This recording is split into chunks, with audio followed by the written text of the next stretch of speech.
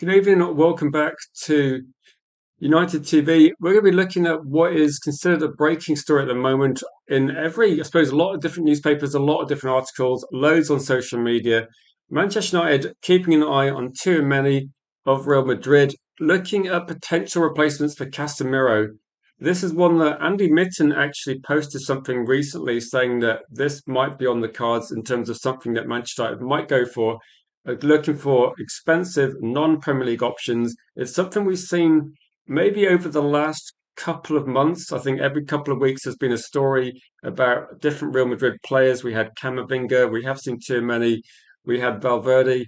There's definitely a little bit of rumbling and different stories, different journalists thinking, is this going to be one of those situations where nothing materializes, or are you going to actually see Manchester United spend quite big money on a player from La Liga?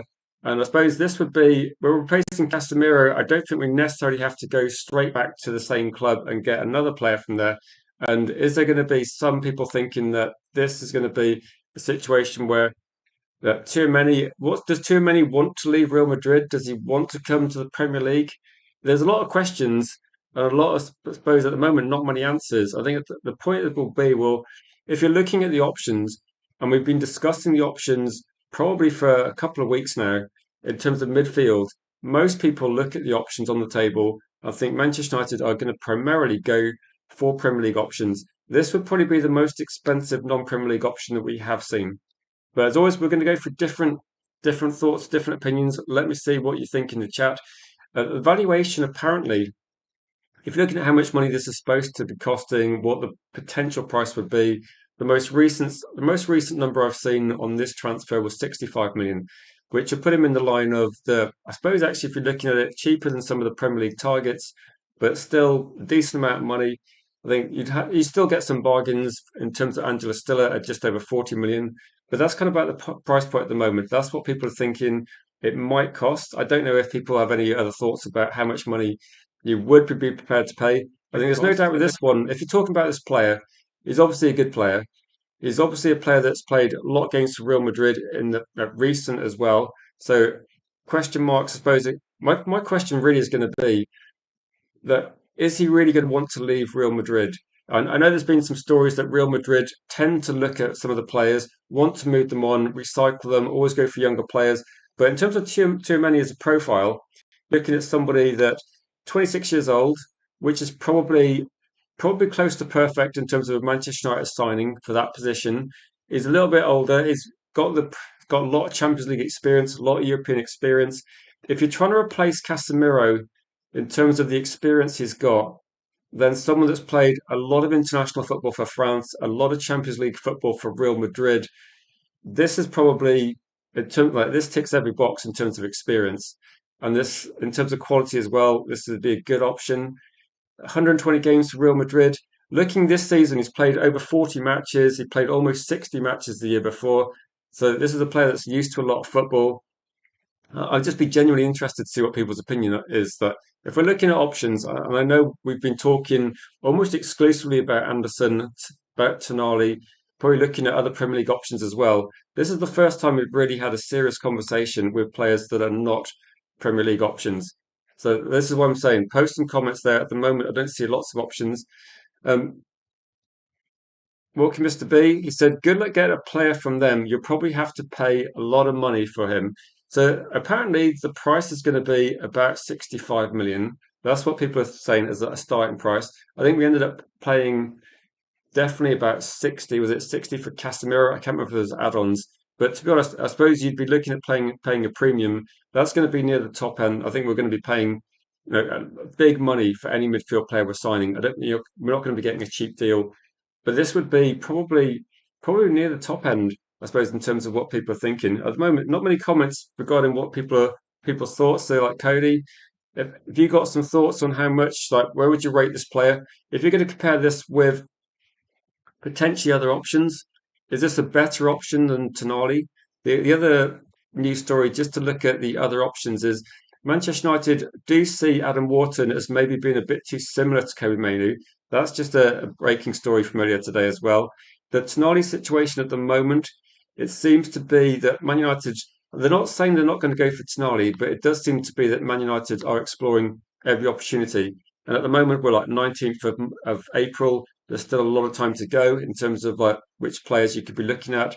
There's no rush for Man United to make a rapid decision at the moment.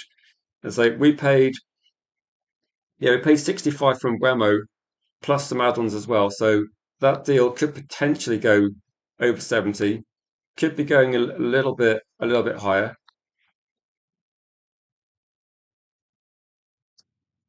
So it could be a bit more expensive. And I would say if Man United did get if it was an offer, if it was genuinely about 65 million, I think it's actually pretty competitive price. The question mark is going to be, I suppose, what are the salary demands? When you look at Real Madrid, a lot of the players that go there do actually look at Real Madrid try to get players on the cheap in terms of like free agents, players with expiring contracts. And I'd imagine that the salary demand might be a factor as well. That has been some stories talked about Real Madrid potentially trying to offload a couple of players. There's potentially a couple of players that might be offloaded from Real Madrid. We've seen rumours about a few of the players that maybe potentially for different reasons looking to leave, but I don't know if that's necessarily the case. Real Madrid are one of those teams that despite the fact that they've had a very good run in domestic and Champions League recently, it does seem to be that they're actually looking at an option. So, welcome Niche fan to the chat as well. What do I think would be the price tag for Tchouameni?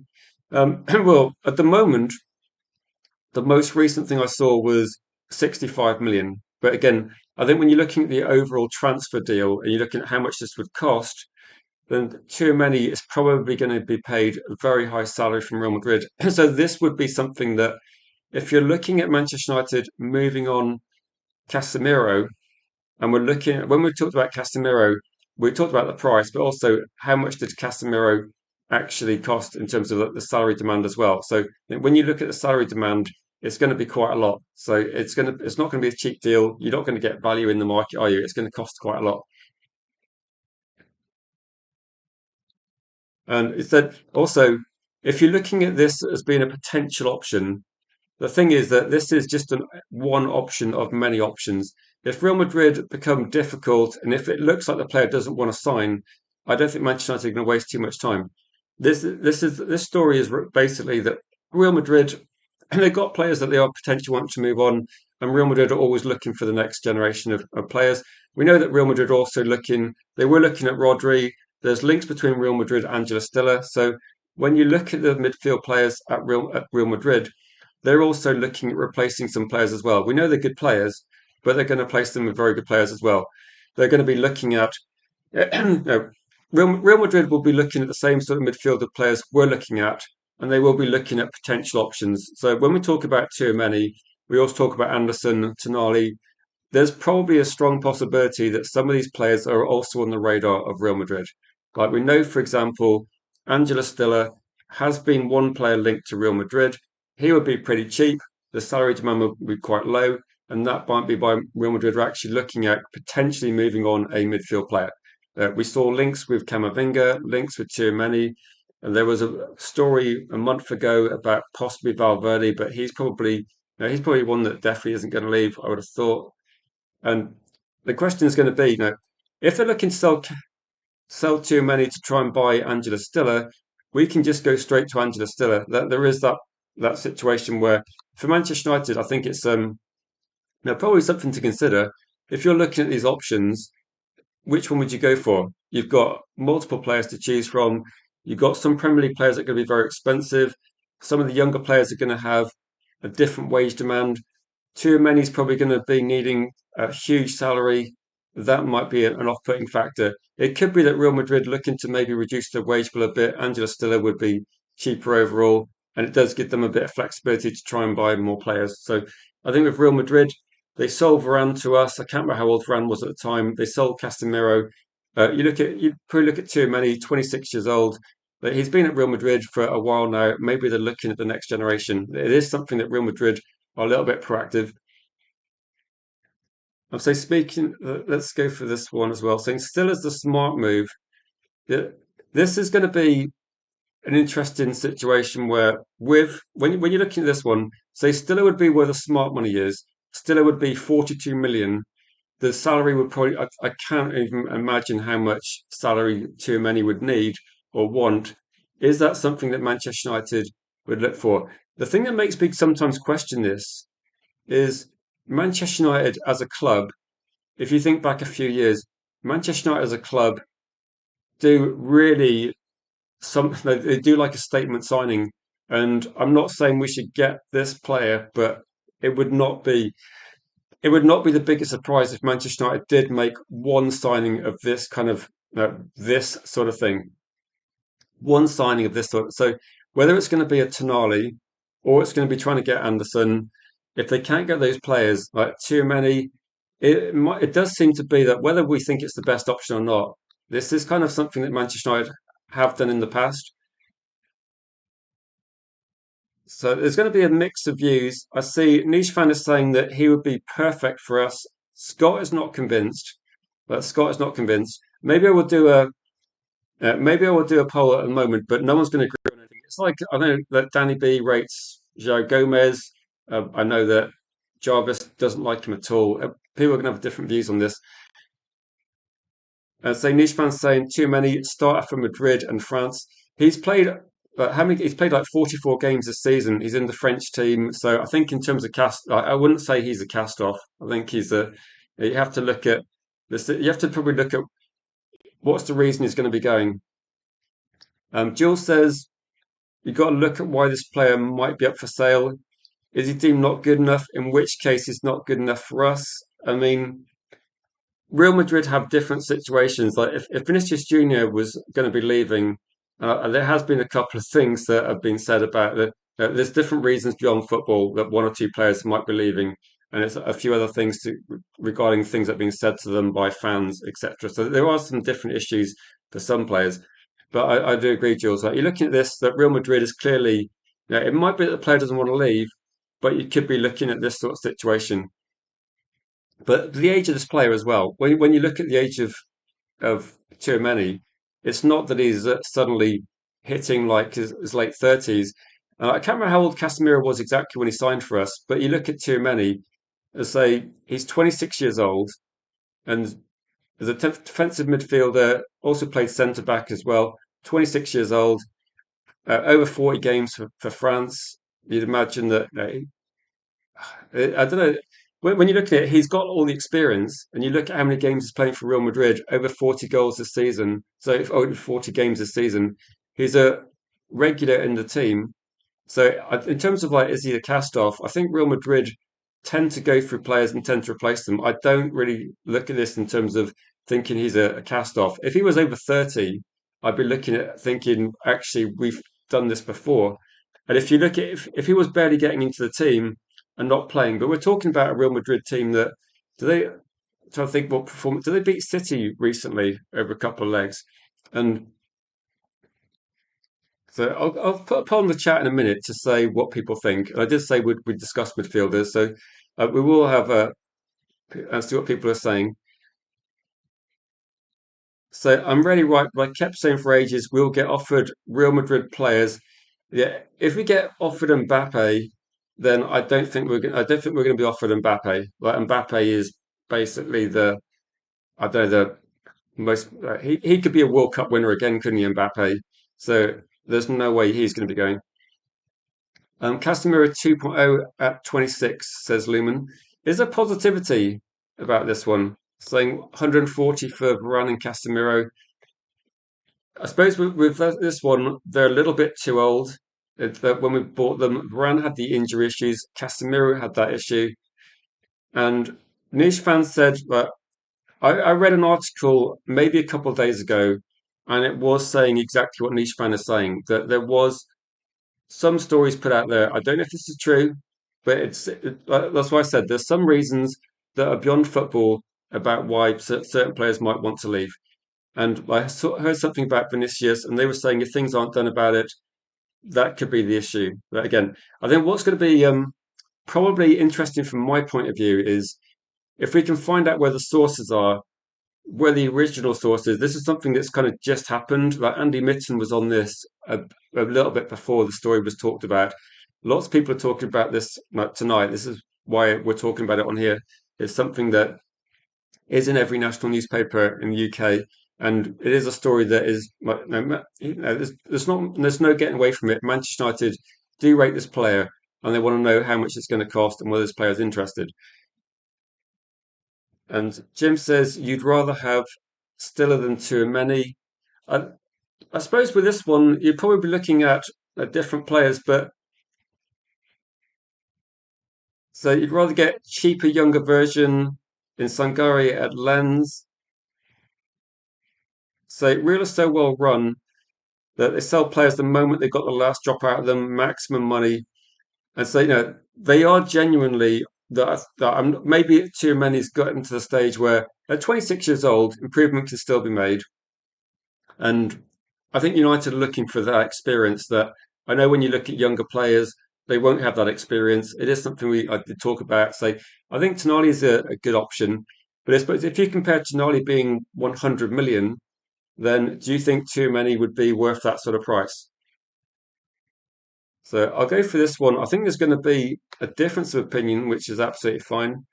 Yeah, I can't say I know too much individually about Vinicius Junior, his attitude. I think that a lot of people like him. A lot of people look at that as well as being a factor. I think at Real Madrid, if you fall out if you lose the dressing room, you lose your job straight away, don't you? It's something like that as well.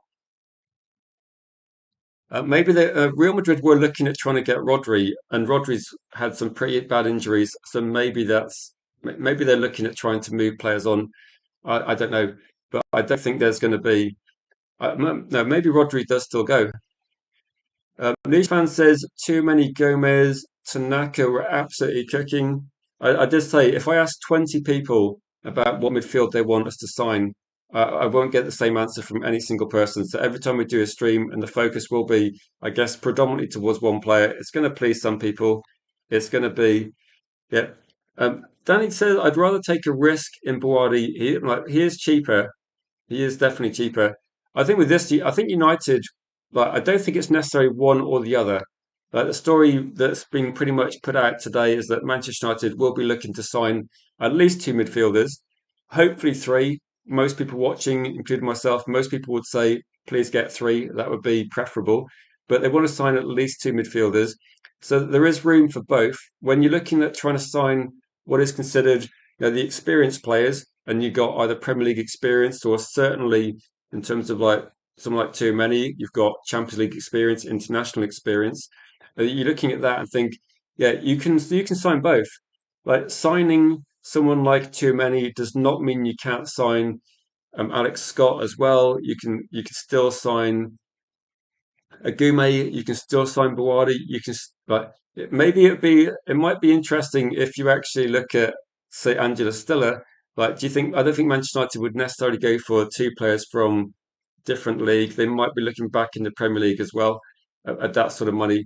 But maybe Angela Stiller is going to be the one that Real Madrid are looking at. It does seem to be that when we're looking at Real Madrid's squad, there's no doubt Real Madrid have got a good team, but they are looking to try and get players like Rodri, Angela Stiller. They're looking at buying players as well, so they're going to have to make some room. Maybe this is one of those situations. I think we need a bit of experience in the team as well. That I know, like Boadi's 18, fantastic prospect, really good prospect, but you're signing a player that's going to be like age wise even younger than Aiden Heaven. So there's nothing wrong with Brady as well. I've been talking about Brady for a year, saying I think he's a top player, but you can't really substitute for some experience in the team. You're going to need some experience. Even when we saw Manchester City go to the Bernabeu, that Mark Gahey and Semenyo struggled in that match, and it was still like levels up from what they're used to, and they're extremely experienced players. So it is what it is, isn't it? You have to get some experience. Say 10 more years of Buwadi, or I don't think you can sign a 26-year-old and say you're going to get 2 years out of him. Like that, you're going to get you're going to get more than 2 years. But no, you have to look at if you got Buwadi and then you got other players that are very very young. it would genuinely be you can you can have a team that's just lacking a bit of experience as well. You can see that sometimes Chelsea have a team that's very young. I think you just need a little bit of balance. I think it's I know we're not going to agree on this, but I think if you're going to sign three players, there's scope to get something that's going to be pleasing everybody, like to some regard. Like Niche fan says, I want older players, 25 and up. I'm happy to get Boadi if you're signing a couple of other players, and I would say that almost as a guarantee, you're going to have to get one player that's played in the Premier League. That's going to be one of the things that Manchester United as a club want to get. So I'll put a poll in the chat, and we can have a conversation about whether this is a good deal. Like, would you sign him? Would you take him for, like, say it's going to be 65 million? Then I'll say, is Tchouameni a good signing at that price? That will be the talking point. So let me just put that in the poll because I think at the moment I can see that people are going to be divided on this, which is absolutely fine because if I watched a stream and the stream was talking about a certain player that I was thinking, when I've said my view, I'd go for Anderson first. I do think Tonali is a good option, but if there's a stream talking about pushing another one, I would be, oh no, you've got to have your view, haven't you? It's fine to have different views. So I'll put a poll in the chat, and then I'll be able to have a look at it near the end of the stream and find out what people are thinking. So let's put this in there. Also, please, if you're able to share the stream, that'd be massively appreciated. So this is the question, and then we can kind of look whether. So would you sign too many? So I'll just put it straight yes or no, just to get people's opinions. Straight yes or no. So we know the price is going to be expensive, and to be honest, it doesn't really matter how much the transfer fee is going to cost. The wage demand might be pretty expensive as well. I mean, it's not like Manchester United are only going to sign one midfielder. That's why I feel a bit relaxed. He wouldn't be top of my list. If I was making a list, he wouldn't be top, but I wouldn't be putting him near the bottom, dismissing him as an option. I think he's a good player, and I think you could also look at Tonali, like Tonali, experienced international. He would be up there as well in terms of something I'd be looking at. If you consider it, we're probably looking for a player that can play alongside Manu to start with. That's what I'm thinking regarding that one. And sometimes you're looking at it and thinking that I sometimes look at it and think, what would make the most sense for me? And then you have to consider what would make the most sense for our owners. Like we do have to consider that sometimes our owners do make decisions that we as fans question and think, actually, why are you doing this? It's a bit crazy. But so when am I expecting any new signings? Then I think with some of these that I read a few times, and I've said this a few times on the streams, that regarding Anderson and Nottingham Forest, there's progress being made behind the scenes a bit by Manchester City. Manchester United have let it known that they're interested, but in terms of the situation with Nottingham Forest, because Nottingham Forest are in a relegation fight, I don't think actually the clubs are negotiating too much. And as I speak, Forest Talk TV, good to see you, my friend. Then, if anyone's got any questions about Anderson, about potentially if there's any offers on the table, how much it's going to cost, Forest Talk TV is your guy. Great YouTube channel as well. That might be a good place to start if you're looking for some information on those. I'd be looking at the situation at Nottingham Forest and thinking, I think Nottingham Forest are going to stay in the Premier League. I think there's going to be a definite fight to get Anderson. That's going to be the signing that lots of people want to see. Manchester United, Manchester City as well, but apparently this one, yeah. Scott says I don't get the Anderson thing at all, and so what's he doing to everyone that seems to love him? I'll say, Scott, like, I respect your view, Scott, and everyone's got different opinion. There's one thing I would say is when I did a call-in show recently, and JR came on, and he was saying when he watched Manchester United play Nottingham Forest, and he was at the game, he thought that Anderson was doing a really good job shielding the back four. He was doing a really good job winning back the ball, winning back possession, and some of those things in terms of if you lose Casemiro, Casemiro's like win rate, how much he gets the ball back, his winning duels percentage is very good. Aerially is very good. Anderson puts in a crazy shift. He wins back possession just so much more than any other player. So he's got that sort of attributes, and I think that you also have to look that Anderson's pretty young. He's playing in a team that's struggling. There's a lot of there is a lot of positives, but I think with this that there is definitely, he's going to cost quite a lot, and I think some of it is going to be a bit on potential as well. But if you consider what he's been doing at the moment, considering where you think he's going to be, I think that's why Anderson ends up being an expensive player. Big up JR. I'm kind of quoting people, and then as I quote people, people are actually in the chats to kind of get involved. So JR, there's just a couple of questions from people regarding Anderson. I was trying to phrase what you said and say that he protects the back four, wins the ball back. Yeah, it's a there's a lot of positives there.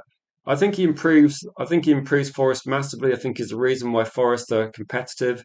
He was pretty good against us when we played against them, and people looking at that and thinking, yeah, um, United till I die. Welcome to you as well. So stay away from Real Madrid players. Again, let me just completely clarify. When we're talking about the news, any player I talk about, I will cover almost every player at some point or other. Then I'm not advocating that we sign every single player. I just look at this one, and whenever we're linked to a Real Madrid player, I am very skeptical, like very skeptical about this. That I know people in the comments are probably thinking the same thing as well.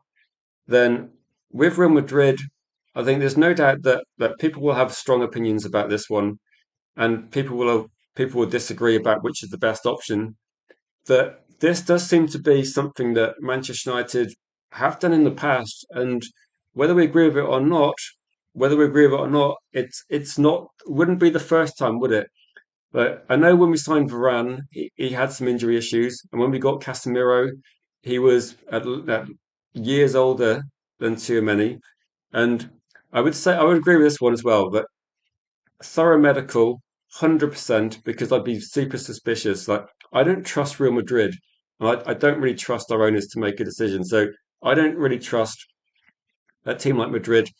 Like when you look at it on the basis of it, then all I can say in terms of like looking at the information, he plays a lot of games for Real Madrid. He's been a key player over recent years, nearly 60 games a couple of years ago. My question would be, why are Real Madrid selling him? Is there something we don't know? That's probably why I get a bit suspicious of Real Madrid. It's a little bit like Bayern Munich. Bayern Munich are a well-run club. It's interesting. Elizabeth says Real Madrid. Do you have any clarification on like the what's the reason you think this is from? Because if it's coming from the players' camp, is it something to do with potential other issues? Like someone touched on racism earlier on that had been a factor for a couple of players. And again, that has been documented recently as well. Just a few days ago, they were discussing potential players that they're not happy with some of the situations. But Real Madrid do not want him to leave. This is all from the players' camps, as weird as the better. I mean, the story I'm talking about, the angle that I'm looking at from the journalist is that Manchester United have him high up on the list. The interesting is going to be is like, do you think the player wants to leave? Like people, like I do actually, I'm looking at the comments and I'm agreeing with a lot of people that when you have Real Madrid, there's some history there, isn't there? We had Varane, we had Casemiro, and then you look at Bayern Munich, going back to Owen Hargreaves, then yeah, that the Owen Hargreaves, and then you've got, to be honest, actually the lit one, I'm not sure if that was something that was known about or that's a new one. But again, there is a bit of suspicion, isn't there? If you're getting a player that's going to be this sort of age and they're playing for a Real Madrid or a Bayern Munich, then you can still look at teams like Bayern Munich. Harry Kane's a lot older. They've got Lewandowski at Barca. These teams are keeping players at a certain age. If they start moving players on mid 20s, I do kind of look at it with a little bit of suspicion, and I think it's right to kind of scrutinise what's going on because Real Madrid are, not a badly run team. You have to be a bit suspicious. And Niche fan is saying that Niche fan is probably the most positive at the moment, saying that Real Madrid have lost the dressing room and say it's the kind of situation Manchester United might have had a year ago, then possibly. The only question with that is going to say, is that if that is the case, is that a red flag from somebody? Is that an issue? Because that potentially, if players are of that kind of mindset, is this something that potentially could be a problem? And so Fabrizio Romano is saying that, as terms of the club, as far as the club are reporting, they're saying there's zero chance he leaves, and the club view is as untouchable. Do you think that that's something that they're saying because they want to push the price up, or is that because I know when you have like when we talk about some of the players at Nottingham Forest, they said that about Murillo. They go right, he does not want to go. He is not. He is someone that if he does go, it's going to be incredibly high money. Like, it's going to be very, very expensive. And so, yeah, one thing I would say is there's two things regarding this transfer that concern me. One is going to be, is there some sort of underlying issue that's going to cause a problem? Is there some, if you get players that are forcing their way out of clubs, is that potentially a risk that you can get players with certain mentality at Manchester United?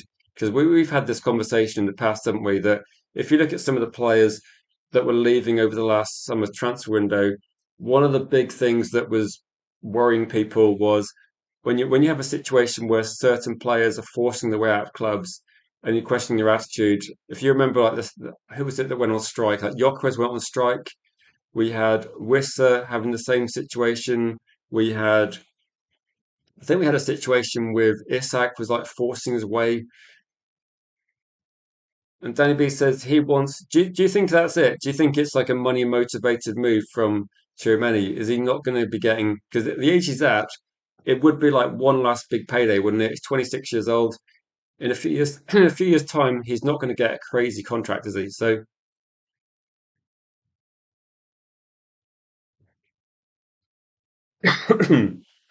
so looking at this, Scott says we need a new medical department before we bring in new players.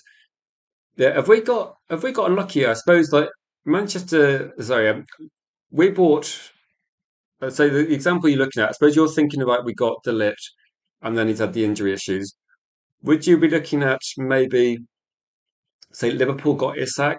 He's had these big issues as well. I'm just trying to think of other players. Rodri, are we just unlucky that this is happening? Is this the thing that's happening? I say V, like you kind of know the drill, don't you? That this is a story that's been reported in the British press. So we're just discussing a story. I don't think anyone's actually been saying they think he's going to be a Manchester United signing. And I think the story is Manchester United do look at a lot of players, whether they're going to sign him or not. We don't know. No, but I think it's one that clearly divides opinion. And if no, I don't think Manchester United are going to progress massively on this. Though at the moment the vote is like pretty positive towards this. But let's go through a few of the comments. But Danny B is saying that he's using us to get a deal. And so no one's getting his name on the shirt. It'll cost around a grand. Yeah, maybe that's how you pay for it as well. Maybe that's how you pay for it.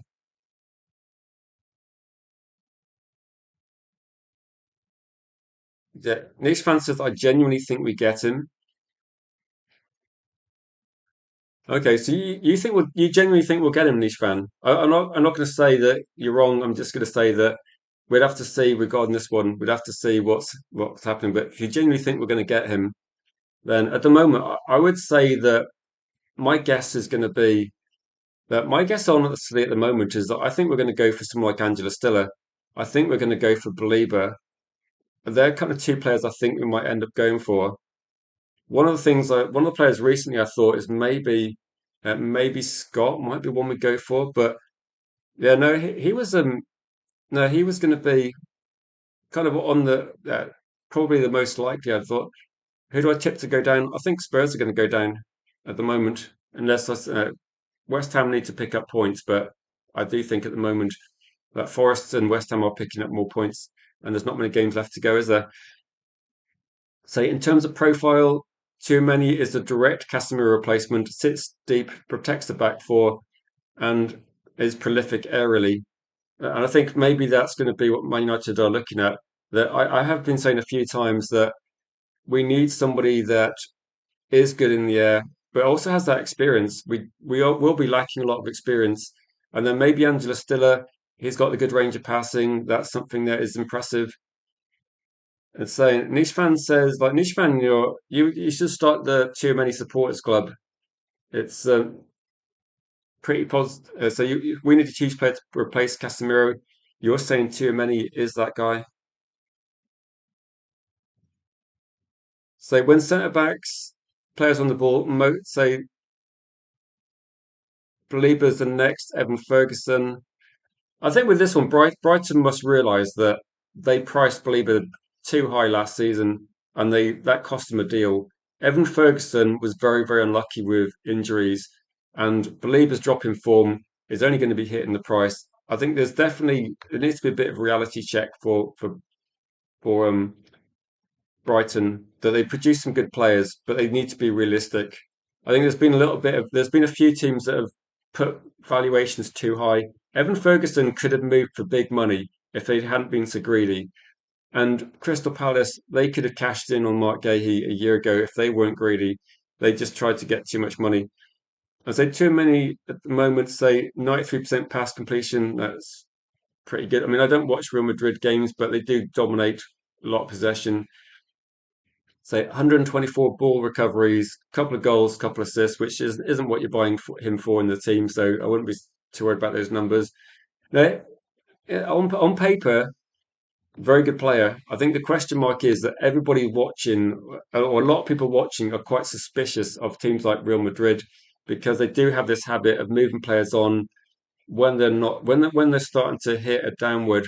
The thing is that's a bit baffling, I suppose, is that this kind of has like part of the hallmarks of being like, is this going to be a situation where, like, if too many is looking to negotiate a new big contract, is using interest from Manchester United? I don't think Manchester United really go down the route of particularly over the last 12 to 18 months. United don't really tend to do too much unless the player actually comes out and says he wants to join Manchester United. So unless the player wants to join us and actually this isn't really going to progress too much. So so, so James Garner leads Europe's leagues for tackles, 80 plus, also among top for interceptions in the Premier League. Then I know we talked about this as well, didn't we? We said this about James Garner that no surprise, he was a younger player. He's just improved over a few years. And no, it happens, doesn't it, that Man United moved Garner out pretty cheap. We loaned him for a season. He got some experience. He was playing well in the championship, and just like natural progression, he's just gradually got better each year. It's the same with Alvaro Fernandez, that another player that slipped through Manchester United's hands. It's a bit frustrating, isn't it? But no, let me go for a few of the comments as well. They're saying, so what? Delit had zero errors leading to goals before we signed him. Then it's a different league, isn't it? Like, let's be realistic. If you're looking at a player for Bayern Munich, then Bayern Munich often dominate that league. So if you're looking for stats and those sort of things, how much pressure is Delit on when he's playing? How much pressure are you on under when you play for Bayern Munich? What I mean by pressure is, the other team actually trying to press you, putting you under pressure, not sort of pressure for playing for the club. And yeah, it's not going to be as much, is it? You drop him in a Premier League team that's a bit dysfunctional, it's going to be very, very different, isn't it? Gerald says, I'd have Anderson as number one, then see who else we can get. I'd forget Belieber. I believe Belieber's like gone down a little bit in terms of, but Belieber was definitely there based on what he did a year ago.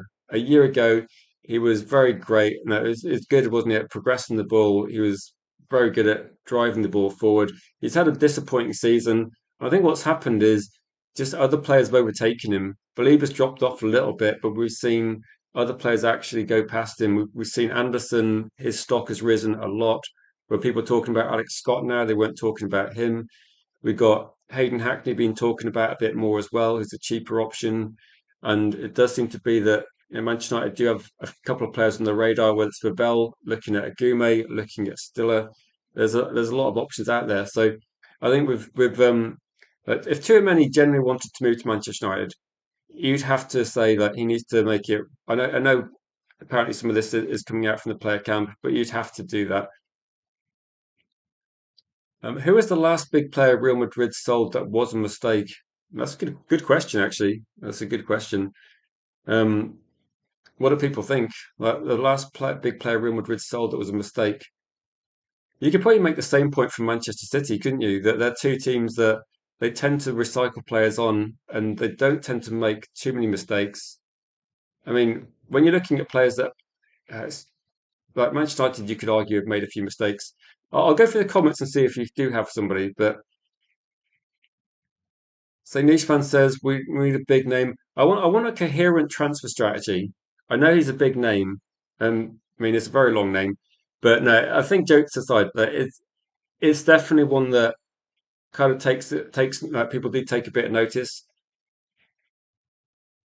And V says United will sign Alex Scott this summer. Yeah, my guess was going to be my guess has always been Angela Stiller, and I think Real Madrid are the only team like linked to Angela Stiller I've seen, which is why I'm wondering, what's the situation regarding this? Is this being a story pushed out there to kind of like, are Real Madrid like going to be looking at uh, keeping some of these players? So if you look at the transfer news, and if you look at Real Madrid's team, if they're seriously going to get Rodri, they have been looking at Rodri, and if they're seriously looking at Angela Stiller, like who do Real Madrid move on? Like if they sign Rodri and Stella, and I would say Rodri might be a mistake given recent injury issues, but if they're looking to sign a couple of midfielders, who do you think they move out? Like who do they move? They're not going to move Bellingham. They're not going to be moving like I think Valverde. There's a lot of options here.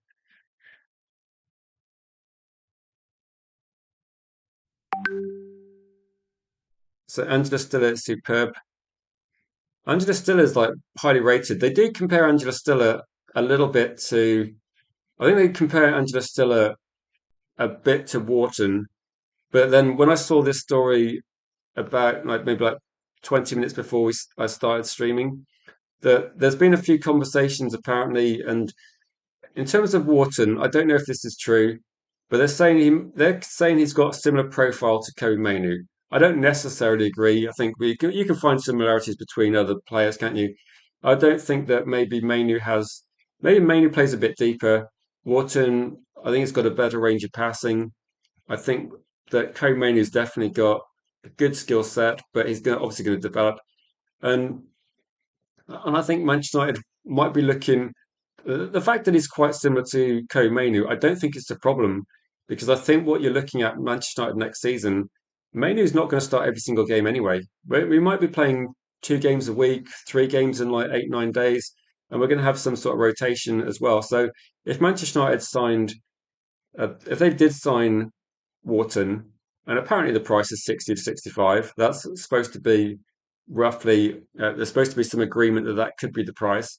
Then, no, if Manu doesn't start, then the fact that he might maybe have some similar attributes to Manu doesn't mean that they can't both be in the same football team. They don't always have to be starting. And I think that these two players are both good enough to actually be a bit more versatile. So it does. And I think they're trying to cool it on Tonali a little bit. I think Manchester United almost seem to be trying to distance themselves from some signings a little bit.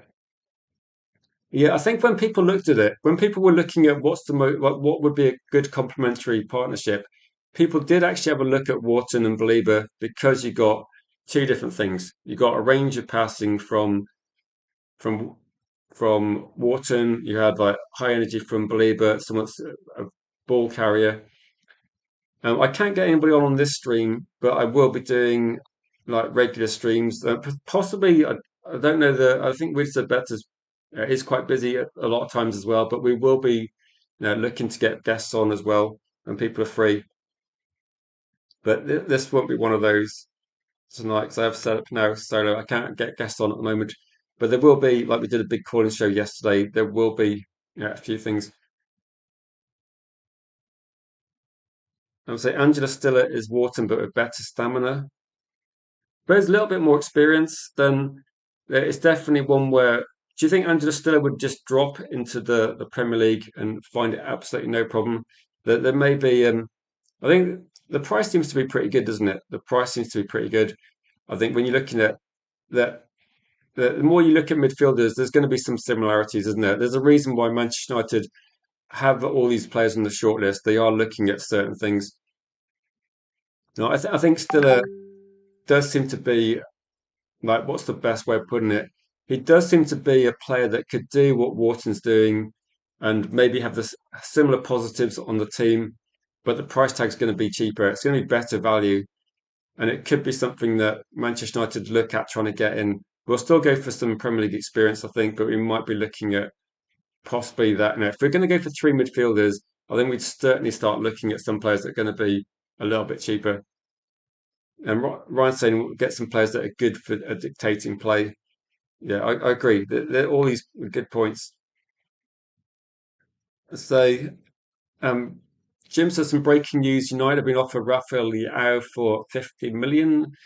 He's I think hasn't he, he's got some like injury issues now. Rafael Leao. He's got a stupid release clause. I think of like 170 or something. But apparently because of like he's been falling out with the club as well. He got booed off recently.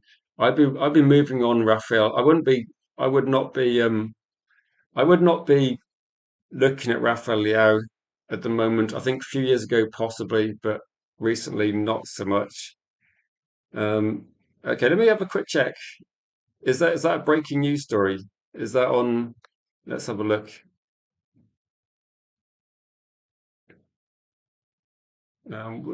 What have you sent it to me on so I can find it?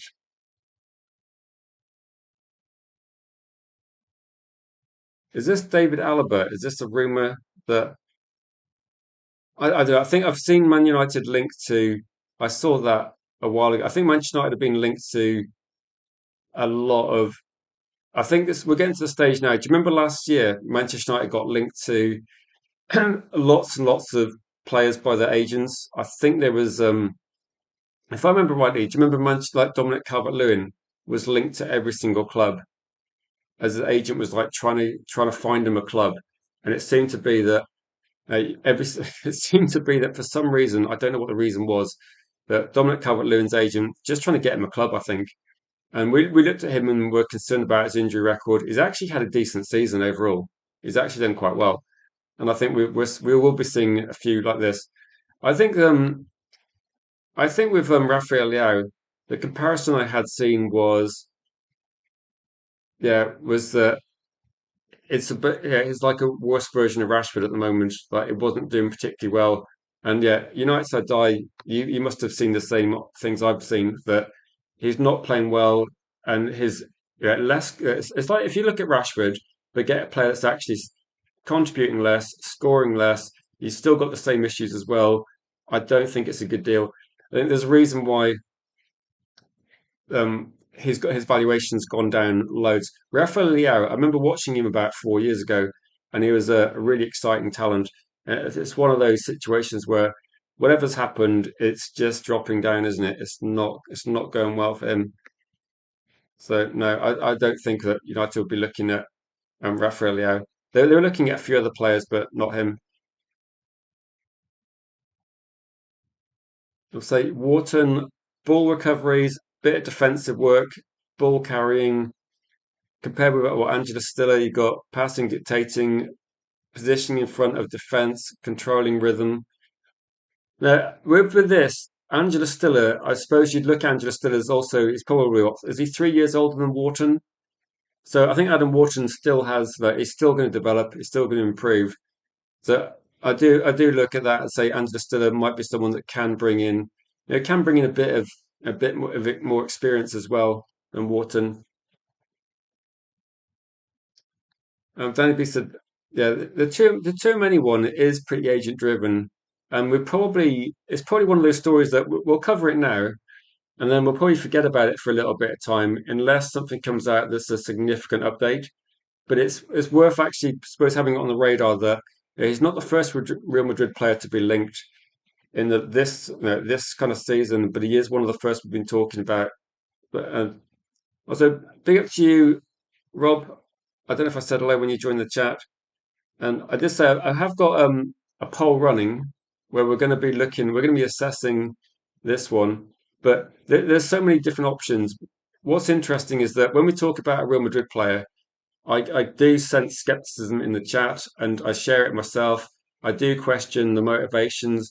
I don't like if you're looking at a football player, and I think Jules might have mentioned this at the start of the stream.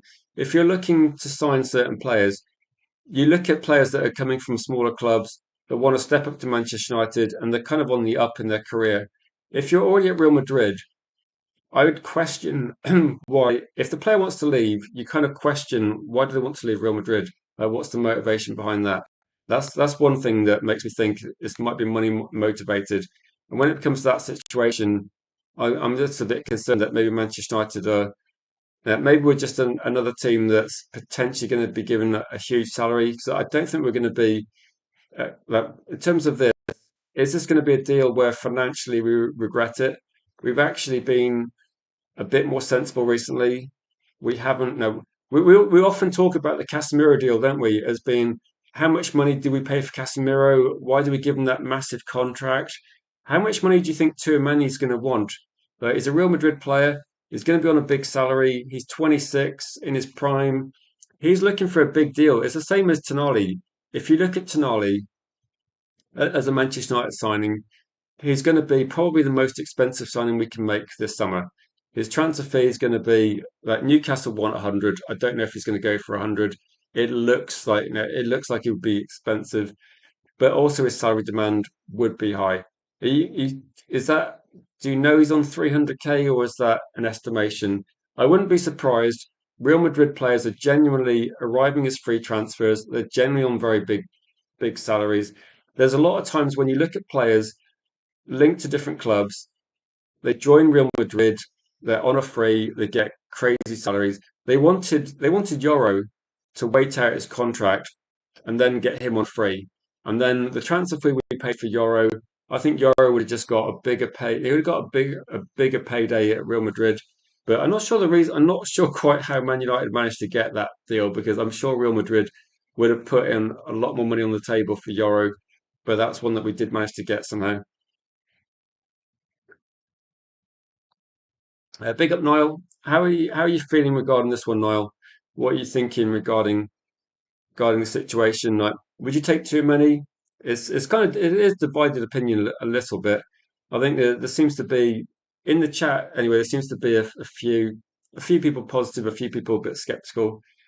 And Davey says he's going to want that Casemiro money. I suppose at the moment, if he's on about 200k ish, 210 maybe as an average at the moment, then whatever happens, if he gets something similar, he'll naturally, the salaries at Man United will be going up. They will be increasing by, is it 20% they go up if we get Champions League football? So there will be a significant pay rise for most of the teams. So I guess it's going to, like, if you get 200k at Man United, maybe that's going to go up to maybe it is 20%. So maybe you'll go up to 240 naturally. So there'll be a big pay rise for Cunha and Wemo, those sort of things. But yeah, I don't know. What happened to Ansu Fati? Absolutely no idea. No idea. What is now 50 million. So wow. So, again, it's the same as Rafael Leao. That Rafael Leao was one of those players that potentially was going to be incredibly expensive, didn't work out. So yeah, that is bad, isn't it? That's a bad drop. It seems like Evan Ferguson. We talk about him being potentially 100 million, and now he's just got very bad injury issues. And Wizardbet says the story's based on recent abuse Vinicius Jr. got and broader racism kicking off at stadiums in Spain, which has created the story that he is open to a move. And is this Manchester United maybe being like? I do get the feeling that Real Madrid don't want to let these players go. And the statement that was put out was pretty much saying exactly that. They see him as part of the team. They don't want him to leave. Whereas you do look at that and say that there are sometimes reasons why players want to move on. The question is going to be if you're going to move on from Real Madrid. Put it this way: if Tchouameni has no injury issues whatsoever, he's a key part of Real Madrid's team. He's starting every game. He's playing at high level for France. Then why would he choose Manchester United as his next move? If he's going to come into the Premier League and we see Man City looking, is there a question mark here over if why wouldn't Manchester City go for him? Manchester City are definitely moving on a couple of midfielders. Like, why would Manchester City not be mentioned in this? Is the price going to be a bit too high? I know United and City financially, though City do spend a decent amount as well.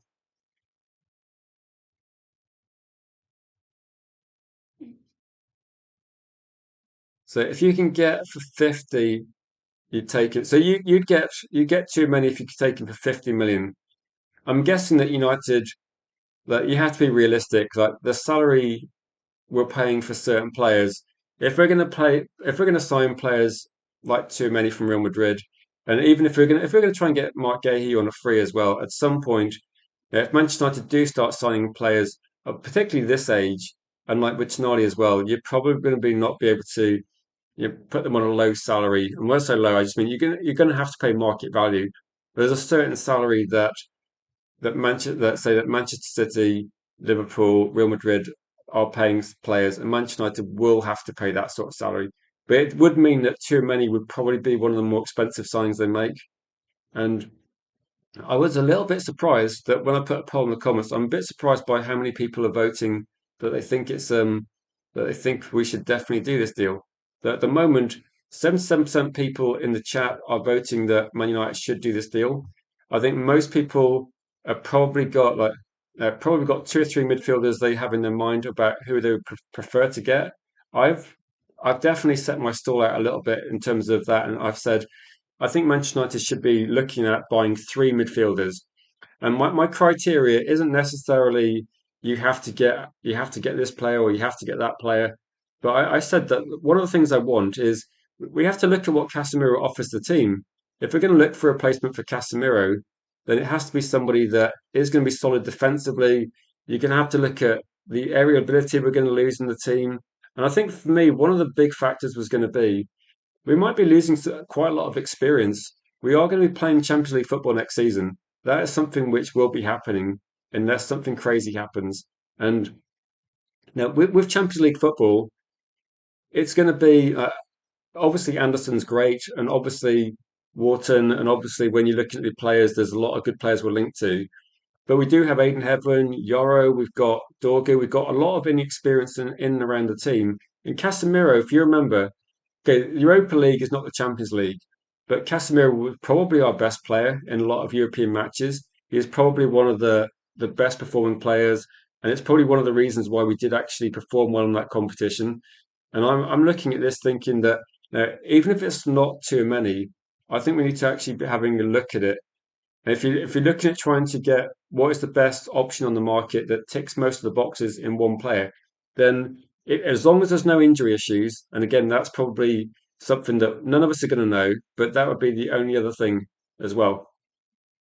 And I think there's a couple of reasons why that Real Madrid might move him on. And one is that Real Madrid always have their eye on different players, and you have to move some players on to make room for that. If they do think Angela Still is going to come in, and sometimes it's not necessarily about is Angela Still going to be a better player than Tchouameni? Is Rodri going to be a better player than Tchouameni? Sometimes it is a little bit about they're just reshuffling it, they're refreshing it a little bit. They're not going to move on Vinicius Junior, are they? They're not going to move on Mbappe, but maybe they're looking at trying to reshuffle things a little bit, and maybe that's a factor. So whenever we sign, once they start wearing red, then you'll back them until they give you a good reason not to. Do you know what I think would be really interesting? If we fast forward to now it's April. if we fast forward to June and Manchester United go right, too many signed, I would be genuinely like, wow, okay, this is exciting. This is exciting. This is like a big name player. And 26 years old, we're not buying someone that's like 32 on the way down. And unless unless he doesn't perform, I would just be genuinely right interested to see what happens and excited. Winners of Better says the other aspect. Also, I would say this. I have the same energy for Angela Stiller. I'd be genuinely interested to see what Angela Stiller does in the Premier League. There's been lots of people saying things they want to see, things they like about him, and I'd say the same for everything. If we signed Anderson, I'd be obviously incredibly excited. But I think all these players are going to be. If Manchester United have midfield players, we look at and go, these are good, solid midfield players, and we haven't had that with Garte. We haven't had that with Collier.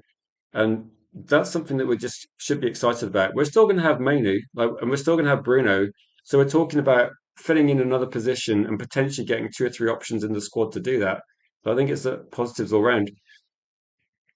And I say if Real Madrid are looking at a move for Rodri, is Rodri okay like injury wise issues?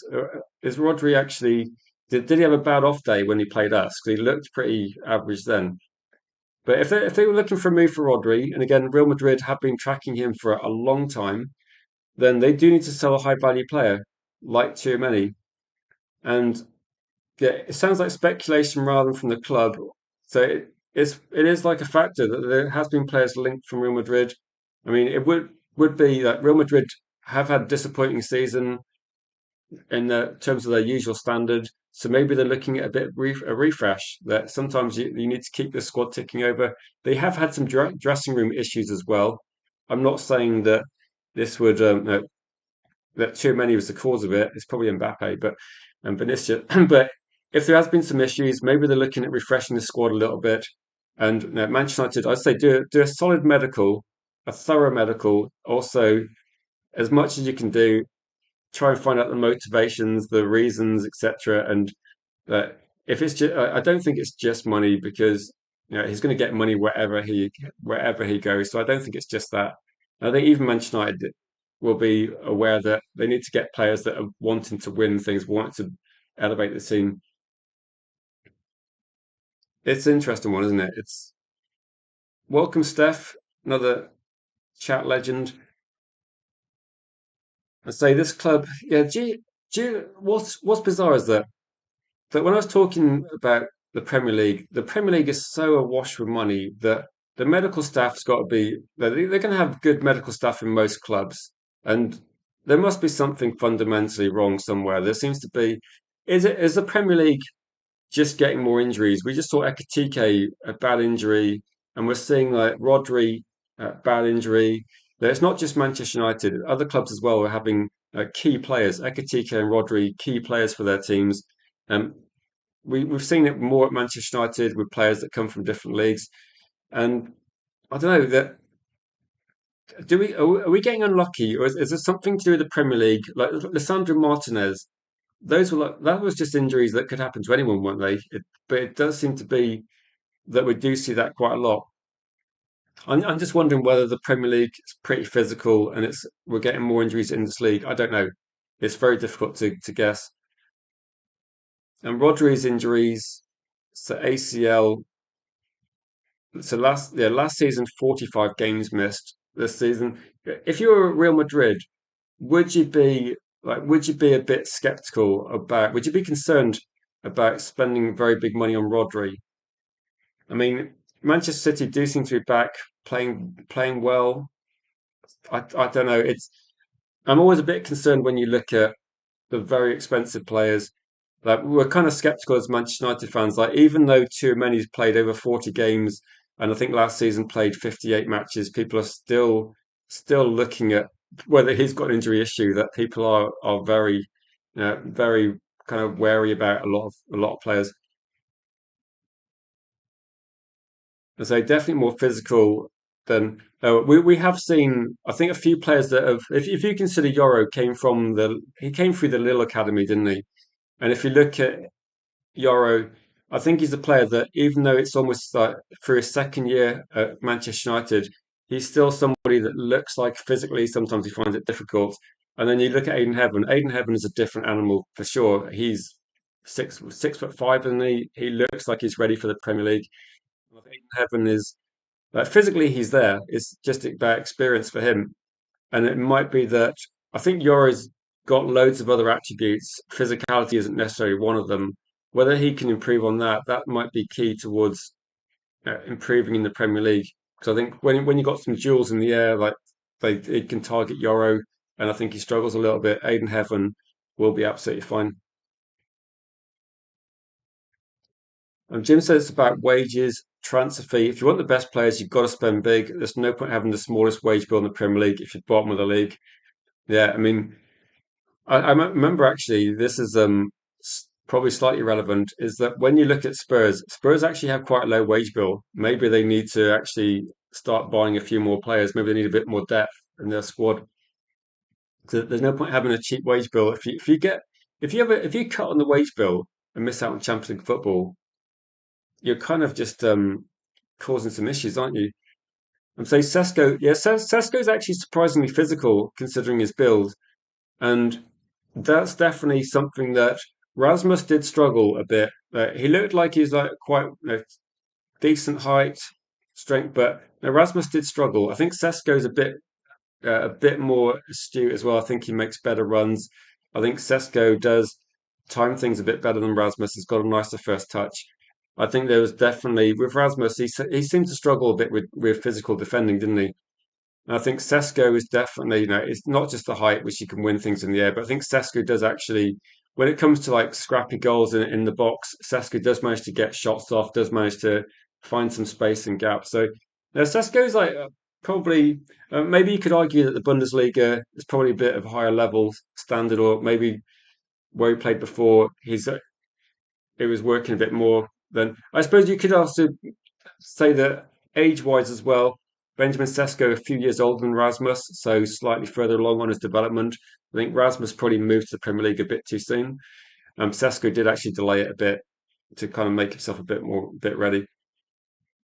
I say Cody's definitely on this with like you need to look at this, Cody, and find out what's going on because uh, there's definitely something suspicious about it, isn't there? There seems to be. It seems a bit too. If you look at it on paper and go, Real Madrid midfielder, quite similar profile to Casemiro, is available for money that Manchester United could afford. It does seem a bit like it's yeah. If it worked out really well and he was had no injury issues, it does look a little bit suspicious, doesn't it? It looks like it's. I'm not saying it's too good to be true because we don't know how it would work, but it does seem to be a question. I'm a bit suspicious of Real Madrid. They don't normally Real Madrid don't normally give you deals that benefit you. So I'll put it that way.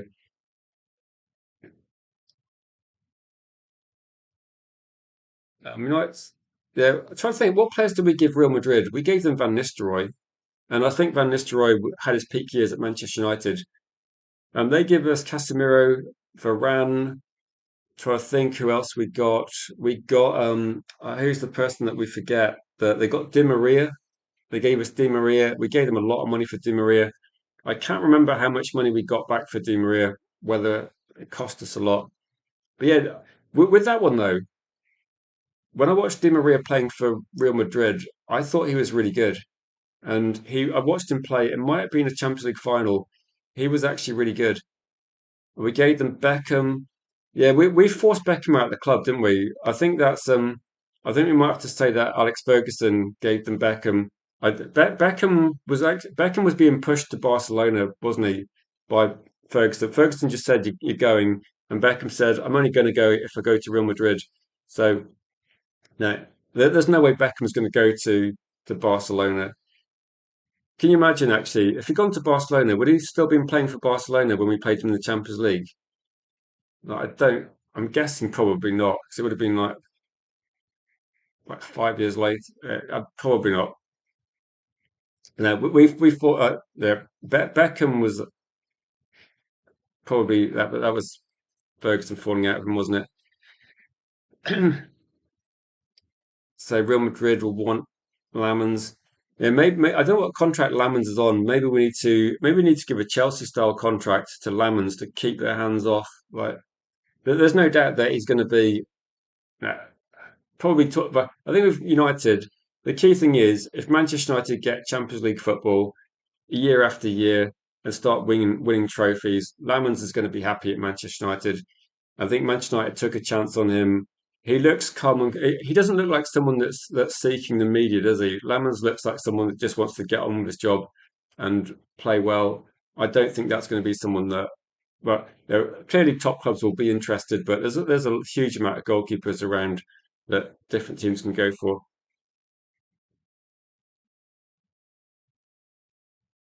But for like Arsenal, I don't know if Arsenal are looking for midfielders, Luca. Do you have any of the targets we're looking for on your radar? There's definitely seems to be definitely a few. But any thoughts on like the story that also we've been running in parallel that in terms of like targets, Manchester United maybe Tonali's not quite as high up the target list as people think. That is being questioned by a couple of journalists. And Adam Wharton, I think they're trying to like dampen media on Adam Wharton just to try and say that Manchester United have definitely at some point put these targets up very high, but maybe they're going to be looking at different players. And that, or maybe it's just that the short list, they're just going to go through the motions and go through every eventuality. And but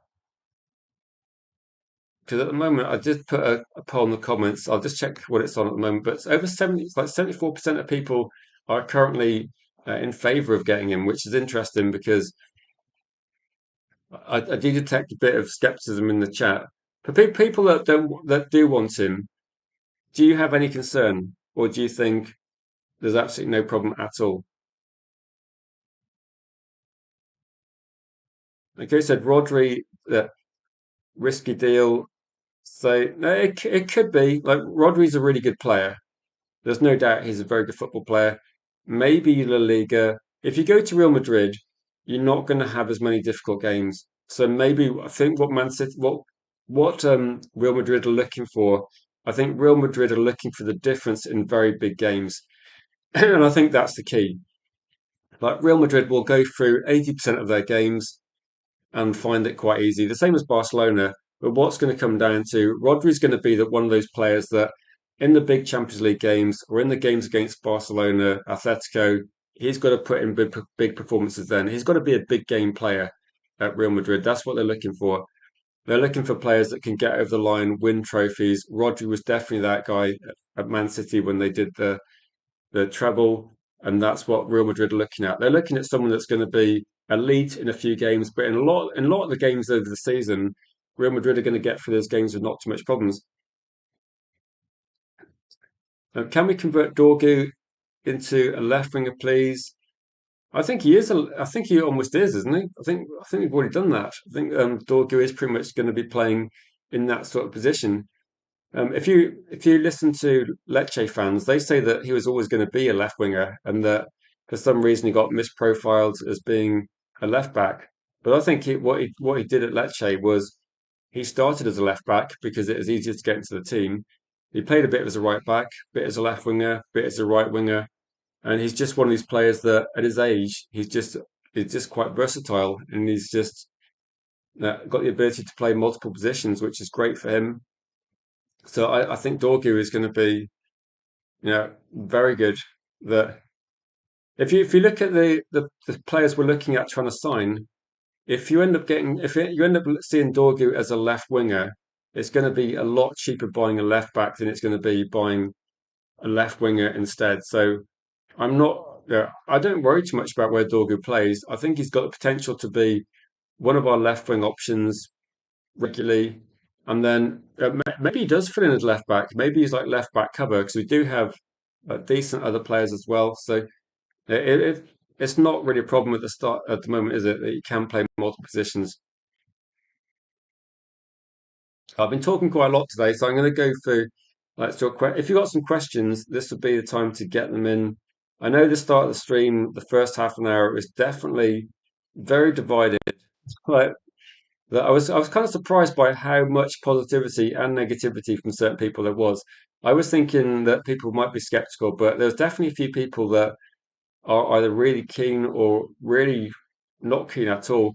I think it's going to be kind of difficult to agree on this because I think when I talk about a transfer, I think people look at it and think if you get this player, you're not going to get other players instead. And I think that's not the case. I think Man United are looking at maybe three midfielders, and then they see this one as going to be he's going to bring you experience. He's going to be doing this, and it would be here. Tchouameni would be say yeah, no, he plays for the French team. I'll give you some stats on Tchouameni so you can. I'm not going to try and influence you, but I just closed the window, so let me just get it back up.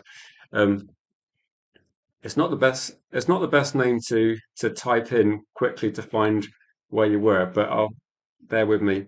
I will get there. So, just to give you a bit of info for people that are just tuned in, I just want to see what Tchouameni brings to the table. So, defensive midfielder also does play as a centre back, which is when I saw this, like centre midfielder can play centre back. The first thing that springs to mind is let's hope he doesn't have to play centre back. Like I don't want to see him. I don't want to sign a. I don't want to sign too many and then see him forced to play centre back because we've run out of centre backs. But anyway, 6'2". So we've got someone that's got a physical presence in midfield, very tall. If you're looking at his record in terms of it, like you asked his age, he's 26 years old. His birthday's in January, so he's not going to be 27 for quite a while. So 26 years old, you'd say that puts him in the same sort of age bracket as a Cunha and Mbuemo. So if you give him like a 4 or 5 year contract, that only takes him up to say 31. So there's clearly for too many, it's about getting like one big contract. Probably going to be this is the one. So in terms of what he's been doing, then say he's been at Real Madrid for this is going to be say like 2022 is when he signed. Played 120 matches, last couple of seasons, if you look at all competitions, like all competitions, he played 44 games this season, 58 games the year before. He's played 44 times for the French national team as well. And at the moment, when people are looking at issues, then actually got an international goal against England. So I think he might have scored the goal that knocked England out of the World Cup in 2022. So not prolific. He's not a goal scorer. He's a defensive midfielder. But no, in terms of like what he's won, he was Young Player of the Year 2021. That's probably one of the reasons that put him. Like, he was on the everybody's radar at that point in time, and then clearly playing for the French team has obviously elevated that as well. Signed for Real Madrid. We talked about him when he signed for Real Madrid. I think as a player we'd like to get as a I can't remember how much he went for at that point in time. But no, Champions League winner, Super Cup, all those competitions, La Liga, Copa del Rey. So yeah, obviously World Cup semi-finalist a few years ago. So he's won everything at Real Madrid, which is not a surprise. But in terms of his age, people are questioning whether how much would he cost as well. He signed a 6 year contract in 2022, if that helps. So his contract is going to be until 2028. So at the moment, this is going to be the time where Real Madrid aren't going to want him to go into the last year of his contract. The transfer fee was at 80 million at the time, which with add-ons could go up a little bit. So he wasn't, it wasn't a cheap signing for Real Madrid. He cost a lot of money. The question is going to be: they've had him for 4 years. They've had success as a club. Are they looking at trying to? They're probably going to recoup the same sort of money. If we're looking at 80 million euros, they're going to get the same sort of money back, and then they're going to reinvest that in a different player. I think that's what we're seeing here. So let's go through a few of the comments as well. Also, if you just tuned in, if you just joined as well, please click a like on the video. Please share the stream, and if you're new as well, just if you're new, just say hi, and we'll.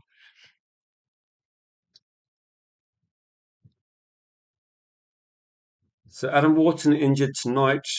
Then say yeah, Adam Wharton injury prone. He has had quite a few injuries for his age, isn't he? And maybe there's a reason why.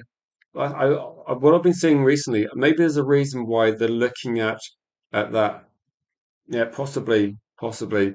I mean, Manchester United have said that they see Wharton as too similar to Mainoo, and yeah, but if you're looking at this one saying, say, Elise's improvement reminds you of Gareth Bale's trajectory. Yeah, he's definitely stepping up, isn't he? Really impressive. I think it's like people. I think with Wharton, as he's quite a younger player, it's probably going to seem worse, isn't it? So too many plays Mainie's position, says Gregory. Maybe I remember actually. I'm glad that you're in the chat, Gregory, and I'm glad that Stephanie's also in the chat as well, because one of the points Stephanie was making was that maybe Mainu can play further forward. And if we're looking at Anderson, can Anderson protect the back four and also offer legs around there? Can that mean that Mainu can play further forward? We have seen it when Mainu's further forward, not recently, but we have seen that he's a player that that does a little pass as well, picks that thing as well. If you remember against Arsenal, Tchouameni was a bit further forward. He was the one that was linking the play that set up. Yeah, he made the little pass that gave Cunha the chance for the winner.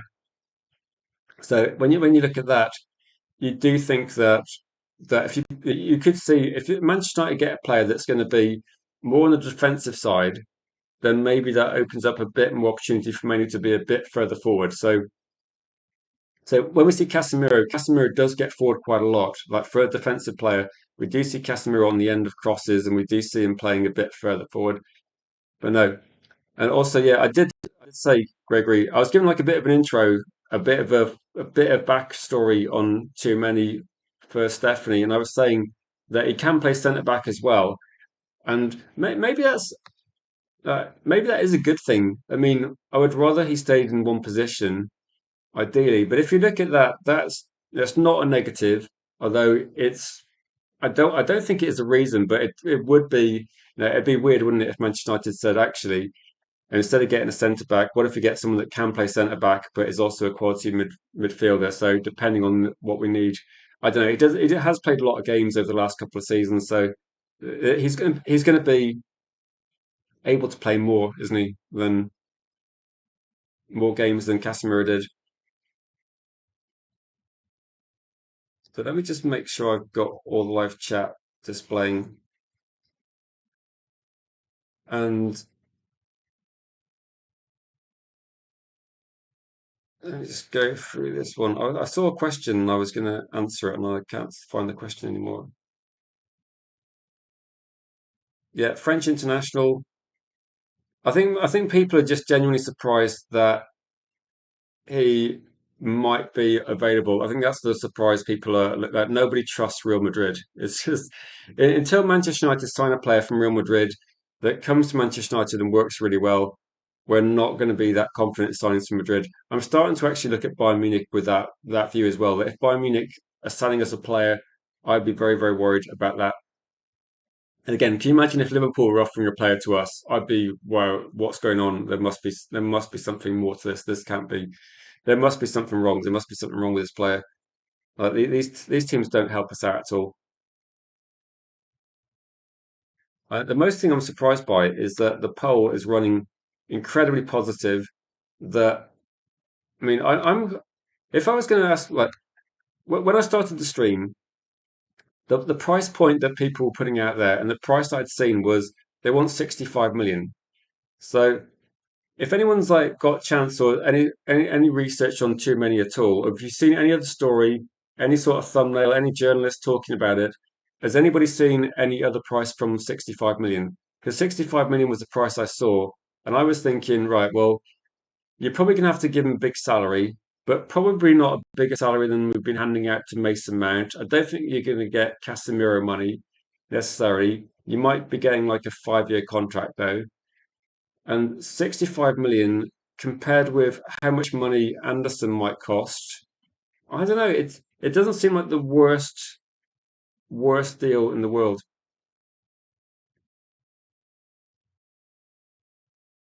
And yeah, Tyrone says Man United did not need Real Madrid or Bayern Munich to find the likes of Vidic, Everett, or Ronaldo and say, what the hell has happened to our scouting?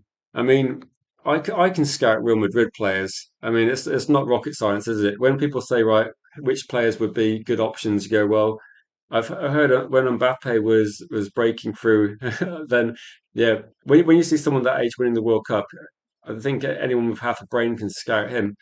And I think when you look at some of the players as well, that there's no doubt that Real Madrid players have been up there, but I was just wondering whether, if you know, whether this one is like the way I'd say it, Tyrone, is this. I think what we'd be looking at is if Manchester United signed this player, he's going to cost a lot of money. It's like it's an obvious one, isn't it? It's going to cost a lot of money, and you're not. It's not a surprising signing, is it? You're not going to get value from Real Madrid. Like you're not going to get a bargain. But when you look at it, you look at and say, well, maybe Manchester United are buying one player they think is a no-brainer. You know what I mean? You buy one player and go, right, this is a good player, whether it's going to be Tchouameni or it's going to be Anderson, Wharton, Tonali. You're going to get a player which I think most people will go, yeah, this is going to be a good football signing, but it's going to cost a lot of money. And say 65, 69 million is most valuations and 250k salary as an expectation. This is probably, if you consider this, like Tonali's going to be probably more expensive. You're going to have to pay a bit more. You're probably not going to save too much on the salary. It's going to be pretty similar. And this is why United can only really do one of these sort of deals, I think, in terms of midfield. That salary demand is going to be very high. And 65, I mean, it's there's a lot of options out there. But if you're looking at if you compare him to Alex Scott, who might cost 65, then the experience is what I think Man United are paying for. I think United are paying for the experience. And I'm thinking they might go for and this might be an option if Manchester United don't get Anderson. Like Tyrone's saying, interestingly, Tyrone, I find with Tonali, a few people don't rate Tonali. A few people rate him very highly. He does divide opinion as well. Like there's no doubt in my mind that when you look at Newcastle, Newcastle have a very good midfield, and I don't know whether it's like Bruno Guimaraes is making other players around him look a bit better, but Newcastle have had a good midfield for a while, and Tonali's been part of that as far as I'm concerned. It's it's sometimes difficult, isn't it, to see like if you dropped Tonali into our team, we'd have a different view. I think I'd be genuine. Like we've had so many conversations so far about different players. It's going to be genuinely interesting. Uh, what happens when we get one of these players in, and whether he meets our expectations? Whether if you're looking at Tonali thinking his quality, let's hope we get him. And then there's other people looking at Tonali and going, I think he's a bit overrated. I think there's some issues with him. Then we're going to have a different view, won't we? When he's a Man United player, we might have a different view with that one. The only one I've actually seen where I've seen universal agreement is probably in Elliot Anderson. He's the one player I think I get pretty much full agreement in the chat about rating him. Maybe Angela Stiller might be the other one that people look at Angela Stiller as one of the best value signings, like 42 million is a good deal. So the only issue with Tonali is you may want to go to Italy. That's an interesting point that the articles this morning, and I think when I had Lou on for the 1 p.m. stream and we were talking about this, then the Tonali news was that Italian teams can't afford him at the moment. It might be that Tonali wants to go to Italy, but I don't think that it's on the cards that at the moment. I think he's under contract for a long time at Newcastle. I don't think any Italian team can afford him. So I don't know. It's got a problem there. If he wants to go there, then it's not really going to happen, is it? He's not going to be able to go there. I'd say Hackney plus Gomez won't exceed 65 million. How much do you think Gomez is going to cost if he gets relegated? The Hackney price was 30 million in January. Do you think that the price stays the same, or do you think it goes up or goes down? I thought at the moment Hackney would be a good value at 30. I think one thing that was it announced today that Hackney's player of the season for the championship. I mean that's hardly going to push his price down, is it? So I'm starting to think that maybe Man United should have been a little bit more proactive. Even like Spurs were actually interested. Spurs were looking at Hayden Hackney. That's how I know the price because Middlesbrough came out and said if you want to sign Hayden Hackney, he's going to cost £30 million. And I thought that maybe at the time, I thought maybe that price would be pushed up in January, might come down, but I don't think you're actually getting cheaper deals in the summer. I think transfers just seem to be trending up. And you know how we have this conversation about Manchester United need to get in the Champions League because of the prize money and how much money you lose. I think naturally every single player's being pushed up. That lots of teams have more money, and I think what it's doing is that when you look at 30 million, 30 million is like £10 million like 10 years ago. But we used to pay no, used to pay like 40, 50 million for like a good player, and now that seems to be considered a little bit of a bargain, isn't it? I'd say Elliot Anderson. Does anyone know Elliot Anderson's exact age at the moment? That Tchouameni's 26. I think Elliot Anderson would be. I was going to guess like 21, but I lose track of all the players I've been talking about. But if you look at like Tonali's the same sort of age as Tchouameni. That's why I think United are looking at him because they want some experience. I think Elliot Anderson's got like it's got Premier League experience, but if you're looking at European football, big Champions League nights, then the 20 is that I can quickly check if anyone knows off the top of their head, but I can quickly check how old he is. I'm just trying to think that he's obviously got so Elliot Anderson. So Elliot Anderson is 23. Yeah, he's 23.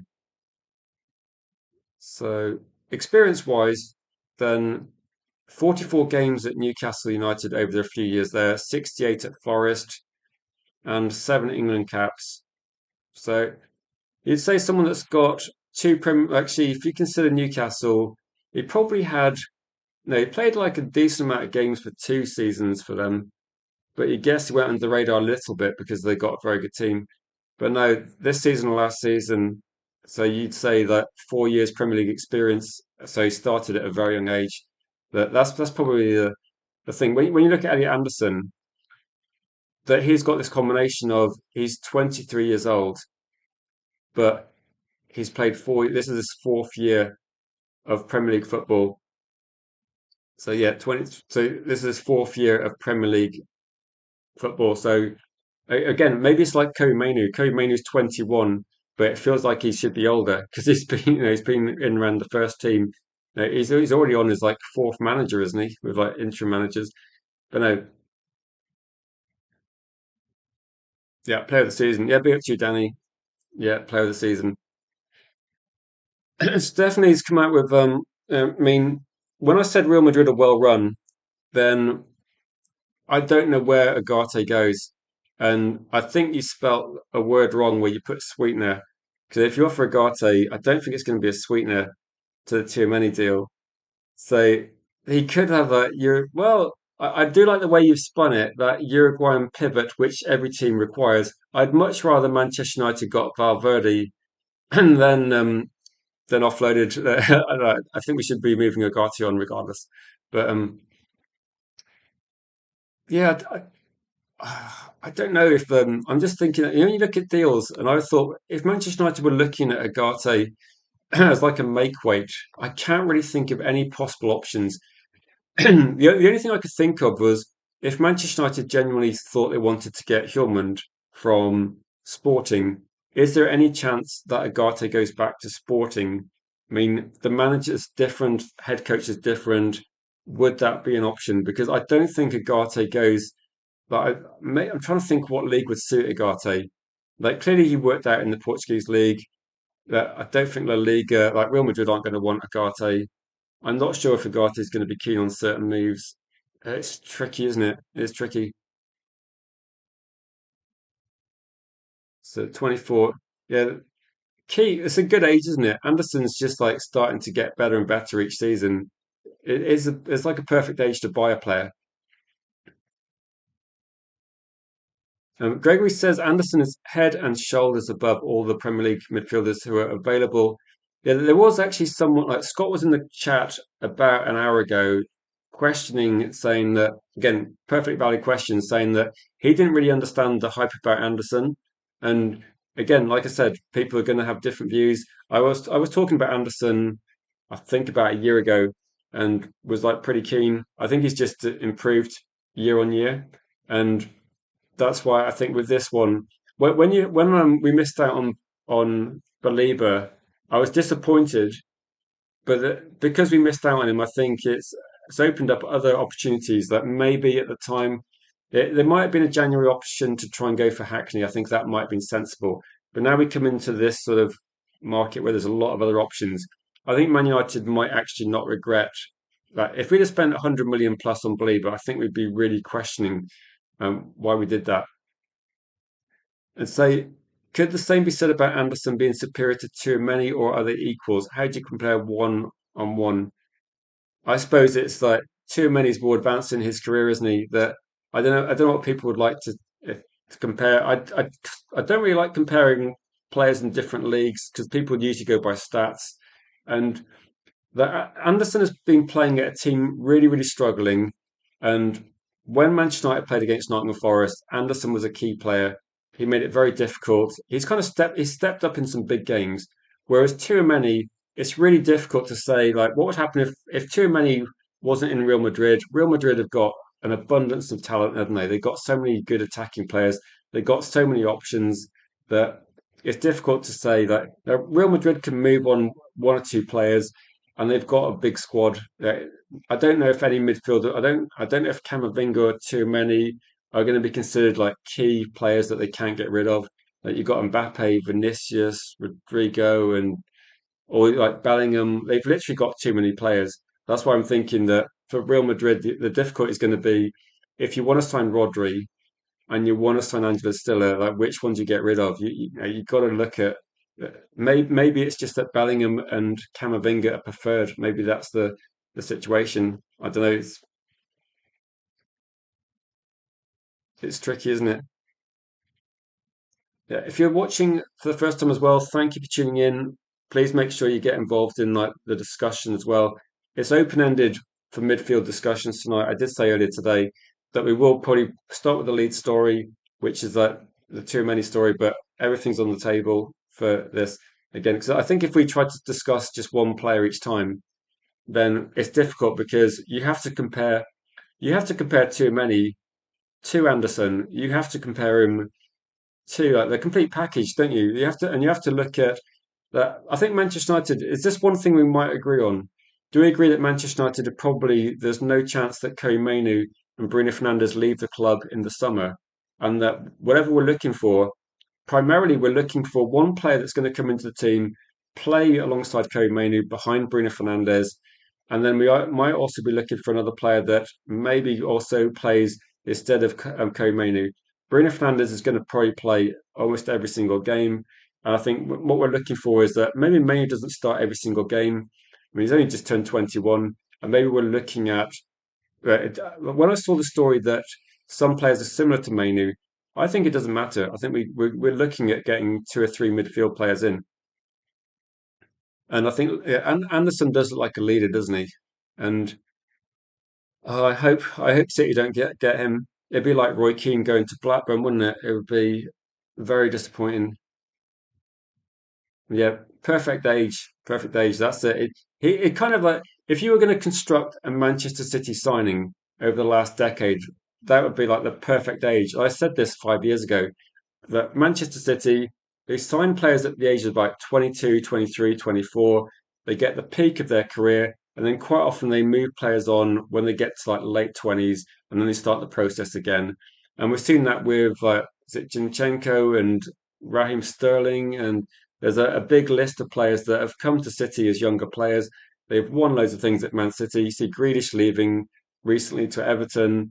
See Silva leaving. You see the same thing. Kevin De Bruyne leaving. you see the same cycle just happening, don't you? Cherokee's coming in, Reindeers is coming in, and you can see it like Marmoush going in. All these players, they don't all work out, but Manchester City, this conveyor belt keeps ticking over. Players at age 22, 23 arrive at Man City win trophies, and the players like leave at age 30. It's, they got a quite efficient thing going. And Manchester United are finally realizing that this is the sensible approach, and it's taking a bit of time to catch them up. So it's been a while since someone of Anderson's quality has come through the northeast. Wasn't like Brian Robson was like from that sort of area, wasn't he? Like that Brian Robson territory. But that's going back a little bit. But I'm just trying to think of like top midfielders coming from that. Yeah, it could be a while. I'd say too many, not Tyrone's cup of tea. So you think he's poor in comparison to Anderson? How do you think he would cope? Like, what do you think in terms of like? I think of Anderson, everybody talks about how much he wins the ball back. It's crazy, isn't it? How much he wins the ball back. I think Helgi put some stats out there a couple of nights ago, and it was I think it's if you plotted it, it's literally levels above in terms of how much he wins the ball back. So no, I think if you compare individual stats with Anderson, I think what you're looking at is there's different things, isn't there? Yeah, so Brian Robson, yeah, Chestnut Street, wasn't it, that he was from? And I'm not sure exactly how close that is, but it's roughly the same sort of area.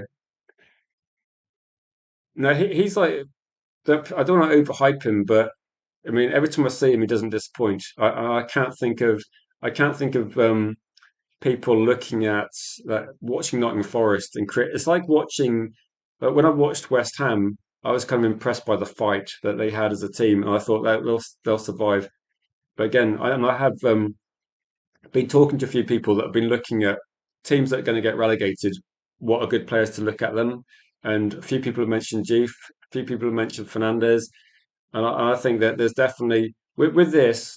I think a lot of this is going to be determined by price. I think Manchester United are actually looking at the options, and they probably say, right, this is going to be our number one option, number two, number three, and I think teams are going to teams are going to go up or down based on whether they're available. If, for example, like certain players are available cheaper price, like when we had this conversation about Angela Stiller, when the price was going to be about 30 million, everybody was all over that.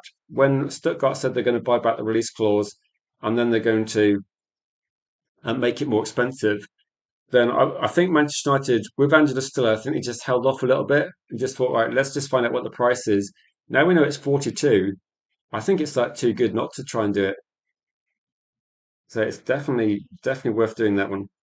Evening to Sanjay. Good to see you, Sanjay. Good to see you, my friend. So we need replacements for Mount, Agate, Casemiro, and so yeah. When you're looking at that, I've kind of forgotten about Mason Mount as like someone we're going to replace because Mason Mount doesn't really get into the team. So I don't think Manchester United can necessarily sell him, which is tricky because I don't know. I don't know. Bruno says that we're going to be looking at the French Ugarte. I hope not, because I think if you mean by that, I think what you mean is like a disappointing signing. Um, I remember when Manchester United signed the Lit, people were calling him the Dutch Maguire, I believe, and I could see why, like tall, and I think Maguire at the moment, but he's actually stepped up a bit, and unfortunately. Delit's got these issues. But I do agree with Gregory though. If you go back to it, we need to replace Casemiro, who's going to be 100% gone. Agate is probably going to be gone based on Manchester United. We're not using Agate. He's I don't think anybody thinks he features in the long term plans, and I'm not sure what happens with Mason Mount. That he's no, Mason Mount is a decent player in terms of like his abilities, his attributes, but he's not someone for the future, is he? But I don't think Mason Mount can be sold. Like he's got too big a salary, so I don't know. Could you see an option where? Could you see any sort of scenario where Manchester United have a cut price deal And like, I'm just trying to think, how could this work? Like, how do Manchester United move Mason Mount on if they want to? It does make it more tricky because I was thinking that United would be looking at replacing Toby Collier, Agate, and Casemiro. That's three players leaving, and then three coming in. And I think Mason Mount probably, if I'm honest, I think Mason Mount probably just stays here till his contract expires. That's what I'm thinking. I don't think Mason Mount gets sold.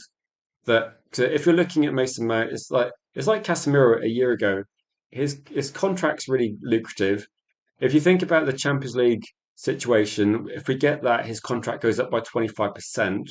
So that goes up even more, or 20%. I can't remember exactly. I think it's 20 or 25%. And then the difficulty is going to be no, like, teams aren't going to take Mason Mount's contract on now. They're not going to take it at an extra hike. So I think Mason Mount sees out his contract, and it's probably like Christian Eriksen. Manchester United use him as and when he's gonna come in. Like Christian Eriksen came in, put in decent performances in some matches, but it's going to be just he's going to be depth, isn't he? Mason Mount will not be starting ahead of Bruno, Cunha, and Buemo, and with Jallo, Mainu, any new signing, he's going to be there as an option. And it's probably disappointing for him, but I think it's financially for Man United. There's nothing you can do.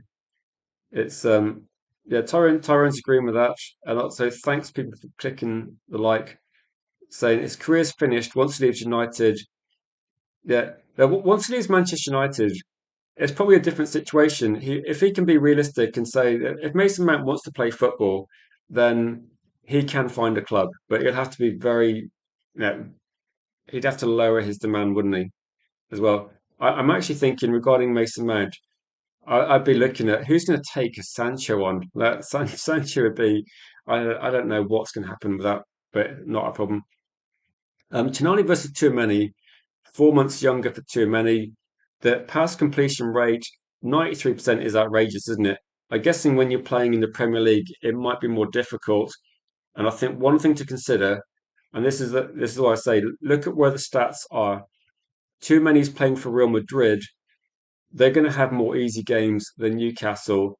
Considering Newcastle are struggling massively near the bottom of the Premier League, then they've only got 42 points. Like they're probably they're probably one of the teams that are just above Leeds in the Premier League table.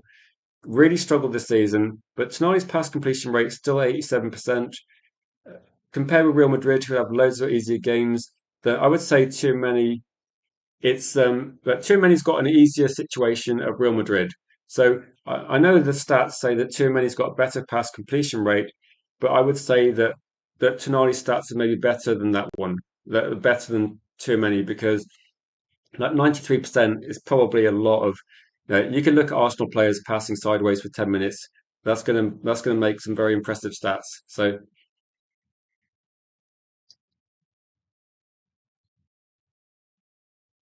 that's all. Do they? Do they? It's quite.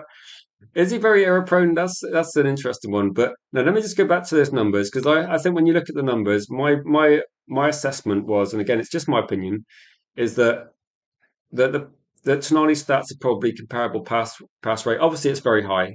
It's really very high. But I'm just saying that passing stats are a bit misleading sometimes because I think if you take risks and you're a more progressive player, your stats are going to look terrible. If you're very defensive and you're playing the ball out from the back, they're going to be extremely high. So that's fine. In terms of tackles, though, too many 23 versus 48 ball recoveries. Then actually pretty impressive numbers from too many. So if you're looking at like recovering possession, actually pretty good. And that's something that it probably depends on where do Manchester United want this player to play.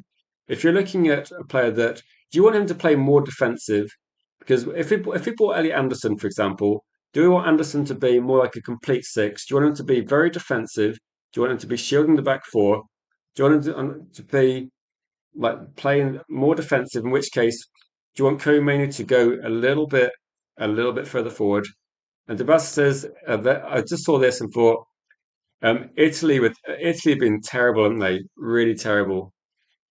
I don't want to say, but yeah, sometimes watching the games, Italy have kind of fallen apart as a team. So that's why I did think this. But yeah, no, I'm not saying he should, Tyrone. I'm just kind of putting it out there in terms of that if you're looking at where players would play, one of the positives I hear about Anderson from match going fans is that they do really like the way he shields the back four. And they're looking at him and saying that in terms of defensive actions, again, I think for Man United, we need more, don't we? We need more than just like a six shielding the back four. You want someone that's going to be able to do a bit more as well. And saying that, but it depends also. What do you think Manchester United actually want in that position? Like, do we want to see Tchouameni going further forward? And like, there's no doubt that in my mind that Casemiro, that everybody was thinking that he's going to be a defensive six. And one thing we did see is the way Casemiro played for Manchester United was not necessarily the way that he played for Real Madrid. I've seen loads of games where Casemiro, the fact he's getting on the end of so many crosses, Casemiro is probably playing a lot further forward for Manchester United than he's playing for Real Madrid. With Real Madrid, you've got loads of other players that can play further forward, and you've got a different role, haven't you? And I think with this one that the fact that too many plays this role at Real Madrid, it doesn't 100% mean that it doesn't necessarily mean that you're going to play exactly the same role at Manchester United. And Torrance says that midfield three works for you, which I think is what Manchester United are going for as well. Bruno says too many fine player, World Cup winner, Champions League winner, La Liga winner. Yeah, there's a lot of things he's won there. And so you're worried it might be a Mount situation where we get a shadow of the player he was. I think that's probably hitting the nail on the head. I think a lot of people look at too many and go, right, based on the last 4 years, are the next 4 years going to be the same? Well, are we looking at 4 years where it's going to be great, and then the next 4 years it's going to be nowhere near as good? Gregory says no easy games in La Liga. Do you reckon that's true, Gregory? All I can go by that one is all I can say. I remember Gareth Bale coming out and saying that there were a lot of easy games, and maybe it was a different. No, it was with Gareth Bale. You got Cristiano Ronaldo, and you got that team. It might be that. Just a quick answer with this one. How much is his asking price? That's the main price of contention. About 65. Sorry, thousand. About 65 million is the asking price. As far as we can work out from multiple sources, is 65 to maybe 69. That sort of price. So you're looking at about 65 million, and then a salary demand initially at the moment of probably about 250. It's probably, to be honest, it's probably like this is like a Mason Mount deal in terms of price, isn't it? The transfer fee and the structure. So yeah, this is like I have no idea how difficult the games are in La Liga, but Gareth Bale did this interview on the overlap, but I didn't watch the overlap. I saw Gareth Bale say this about 4 years ago. I think Gareth Bale was on a different media platform and he was asked about La Liga, and he said the good thing about playing for Real Madrid is we win the games in 60 minutes and then we get half an hour to just pass the ball around and it's not very difficult. That was pretty much word for word what Gareth Bale said. And I was thinking, wow. So there's no way he's going to leave Real Madrid if he gets to do that and then come to Manchester United. And I was thinking it's something that Gareth Bale was saying. So it was definitely true at that point. Maybe it's changed a little bit now, but Gareth Bale's impression of he played with so like prime Tony Cruz, you got Modric, you've got Cristiano Ronaldo, Bale, Mesut Ozil, and just trying to think who else they had at the time, and Benzema. They had an outrageous team, didn't they? And they won four Champions Leagues in a row. Gareth Bale was like a key player in that team. But Gareth Bale was saying it was easy then. Maybe it was easy at that point. It might not be now. So we could both be right. It could be that it was easy at that point. Wizabet says he's coming into his prime, and that's kind of hope, isn't it? I don't think it is. I don't think it's necessarily stupid money, Tyrone. If it's like 65 million, I don't think it's. Um, Tyrone says it's quite disrespectful to be able to say that. It is disrespectful, and that because all I will say is this: because Gareth Bale says it, it doesn't mean it's necessarily 100% true. Okay, so sometimes if you go through difficult games, like I'm not going to say it was difficult because Real Madrid were no, they didn't win the title every single season, so they still we still saw with all those Champions Leagues they won, we still saw Barcelona winning a lot of domestic titles, but for some reason I think with like sometimes with Real Madrid, like the Champions League was everything, and the domestic titles were not quite so valued. But it is a bit disrespectful, and it is one of those things that sticks in my mind because when he said it, I was thinking that's not going to be very popular. But he'd already left the club, and so all I'm saying is that I'm not saying that's fact, but yeah, Ronaldo, Ramos, Pepe, Casillas, they're yeah. The one thing is, I don't always know every single player in every team, but I think that the Real Madrid team that he was playing in was possibly one of the greatest teams ever. Four straight Champions League finals. We've never seen that, have we?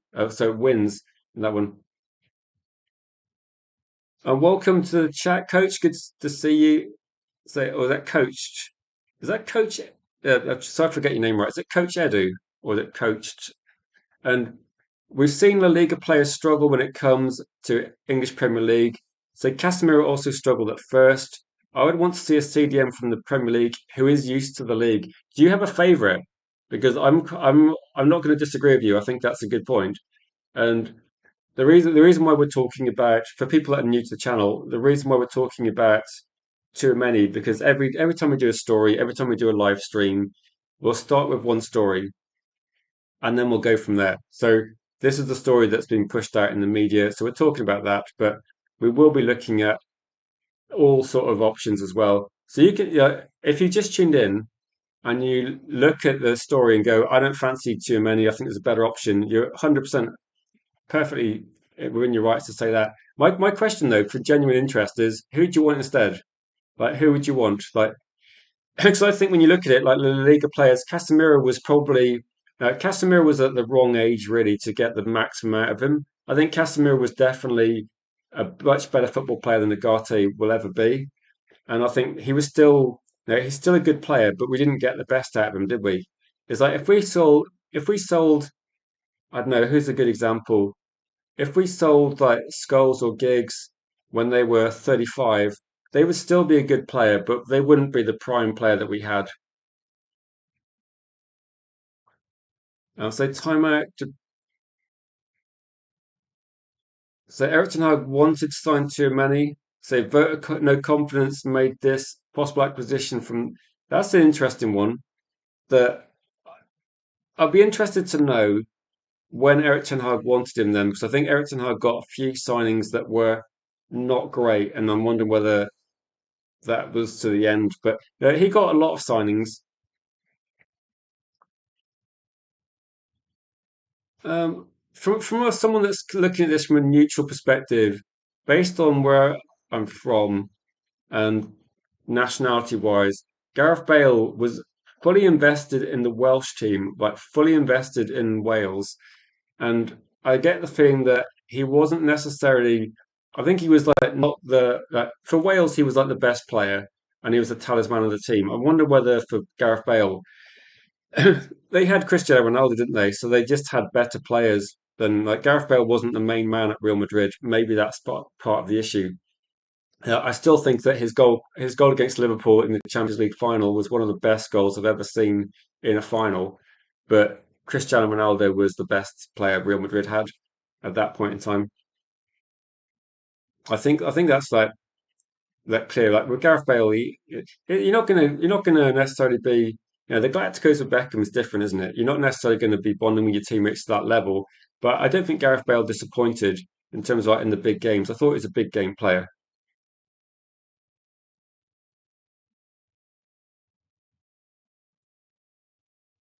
Ender Madness said he'd not been on YouTube recently. Is Ender Madness in the chat? Like, is Ender Madness? So I was looking for that account because I couldn't contact that account. If you see Ender Madness though, then please let me know. Um, because I've not seen that account for ages. Because I need to have a chat with that account because that was the one account that predicted at the start of the season that Man United would get in top four. And I need to have a chat with that guy and say, you were spot on, like really, really good.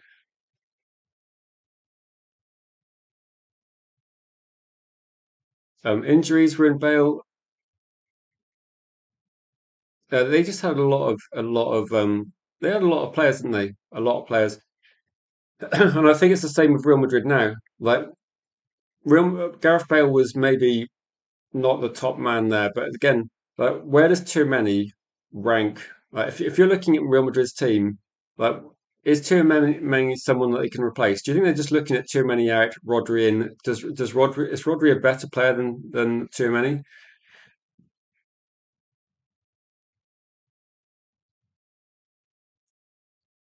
No, Torren. No, I remember Di Maria.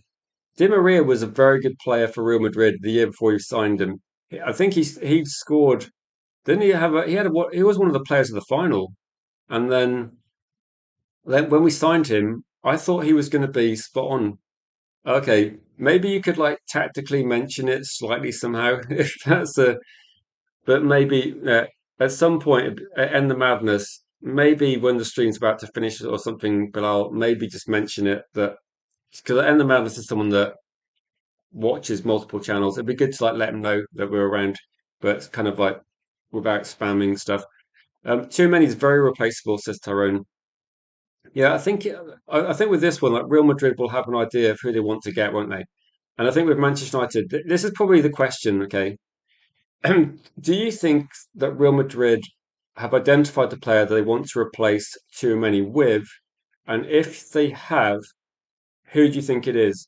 Because the two players I have on the radar of Real Madrid, one is Rodri, been heavily linked. The other one, they seem to be the only club also looking at Angela Stiller.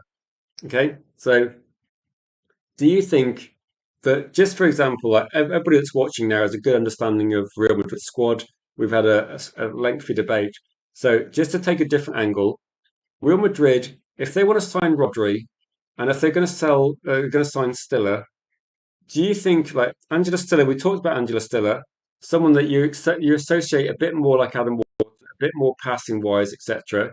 Okay, so if you're Real Madrid, who do you think that Angela Stiller's replacing, and who do you think's replacing Tchouameni? Like because what everybody's been saying that if Angela Stiller's got a good range of passing, you see him as someone that can like maybe do what Adam Wharton's doing. Then what we've been talking about Tchouameni, that seems to be a lot more defensive. So who do people think is going to be replacing Tchouameni? Is that Rodri? Is Rodri coming in for Tchouameni? And if so, if Rodri comes in, like Tchouameni's effectively not going to get too many games, or do you think Angela Stiller is going to be replacing Tchouameni? So Gregory's saying Stiller is replacing Tchouameni. Do people think that's going to happen then? Because aren't they going to be slightly different players? But aren't they going to be a different sort of skill set? Just a question because I mean we're talking about different players in different teams, so like it could like no one might know 100% for sure. But if you're looking at Rodri coming in as well and Angela Stiller coming in as well, who moves out from Real Madrid? Like who doesn't get in the team anymore? I'm pretty sure everybody thinks Bellingham's going to be part of the team. Valverde's going to be part of the team. So Madrid busy with a manager. They do have that issue as well. Manchester United might well have the same issue. I mean, you did say that. Pavlovic is never leaving, is he? As far as I can see, I think Pavlovic is going to be one of those players that I remember actually when we talked about Pavlovic on a space, and I think I saw a story saying that Pavlovic that yeah he's not going to go. He's not going to be going, is he? So or if he does go, it'd be an insane price. But he's one that's going to be a bit on the list as well. And so, my guess is going to be that yeah, I remember actually I read an article about Pavlovic, but because he wasn't linked to Manchester United much recently, it's just been off the radar a little bit, Tyrone. But I agree with you that he's a good player. I remember actually I read an article of just about 10 minutes before I went live as well, and it said. that who is it? Yield is the young player for I'm forgetting the club now, for Juventus, a player that we talked about at length in the past. Apparently, they put a price tag on him as saying if Manchester United are interested in trying to get Yildiz, it's going to be at least 100 million. That's what they're talking about. And to be honest, I'm not surprised. He's extremely composed, extremely skillful, and they want to build around him, so it's going to be a fortune. He's one that I think would be an interesting one to look at in the future if Manchester United fix the defensive aspect of their midfield, and then they eventually look at maybe a more attacking player, look someone that's going to be that potentially playing at multiple positions potentially. I think Yildiz is someone we should look at then. So I think it's one that we could look at. Um, so Wiz the Bet says Stiller is a hybrid 6/8, different profiles. Rodri's the ideal replacement for Tchouameni. That's kind of my guess. If again, it's a judgment call, and it's just what I'm thinking that I was thinking that I think Real Madrid are looking for both of them. They are looking at Angela Stiller. They are looking at Rodri. That's why I was thinking if Rodri comes in and you've got too many, just for example, going, is there going to be another player that leaves Real Madrid? That's one thing I'm thinking about.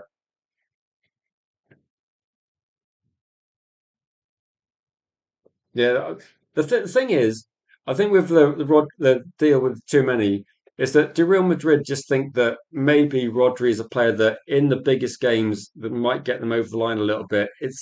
It might be that you could look at two players and say there's not loads of difference between them, but maybe Real Madrid want to change it up a bit, just get a different player in. So we talk about profiles a lot. I remember the day when players could just play where you asked them to play. I think someone like I think an Anderson is that sort of player, Tyrone. I think Anderson can play anywhere in midfield, and you could see that maybe he's going to be, depending on what Forest need, he's going to be doing one role, but I think he's someone that could play further forward as well. So, and I think Manchester United in the past, we've had players like Keane and Scholes that were more further forward to start with, could play further back. I think it just depends on what your team needs about where they could play. So still has more talent. I don't. I say I'm not just. I'm disagreeing. I think what we're seeing here is that I think Stiller is no is a talented player, and I think when you're looking at so yeah, when Stiller substituted by Stuttgart, the team's overall play drops off substantially. That's good info to hear. I think Stiller's very highly rated, like very highly rated. And when you're saying that Stiller. I think people look at Stiller and think that maybe it's because of the price, Gregory. I think maybe some people look at the price and think that maybe that it's not so good because it's only 40 million. I think it's just a good deal. It is just a good deal. So let's go to say they should sign Rodri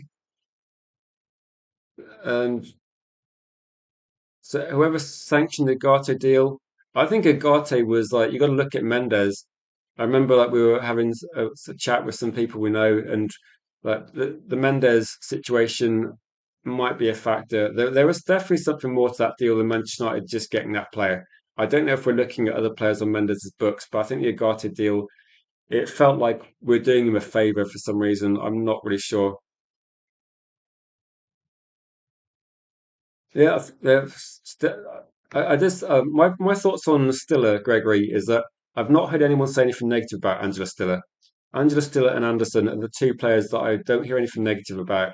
I don't hear anything negative about Alex Scott either. I know he's kind of a recent one. And saying can Anderson play at eight? I think most people look at Anderson saying that he can definitely play more than one position.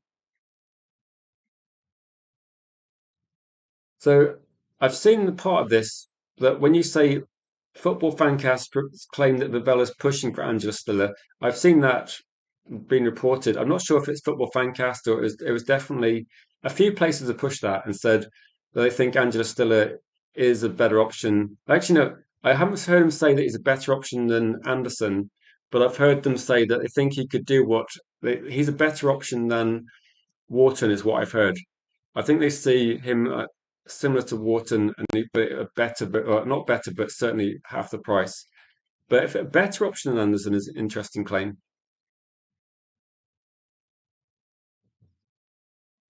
So people are skeptical because of Verts. Yeah, but you are looking at if you look at the risk cost ratio, if that is a thing, Verts was 120, wasn't he? Antler still is going to be 40. It's really different. It's really different. So I'm not going to be. I think I think it's dangerous to compare players and say because they came from this league. I could pick out players that played in. Like if you look at Ruud van Nistelrooy, then and then you look at some of the Dutch players we've had recently, then clearly they haven't worked out as well. But you look at it and say, there's got to be a reason, isn't there?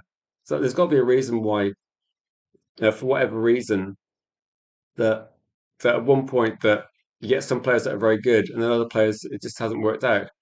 And it's not necessarily. I don't think you could. I think it's a bit overly simplistic to say that some like you don't want to sign players from Germany.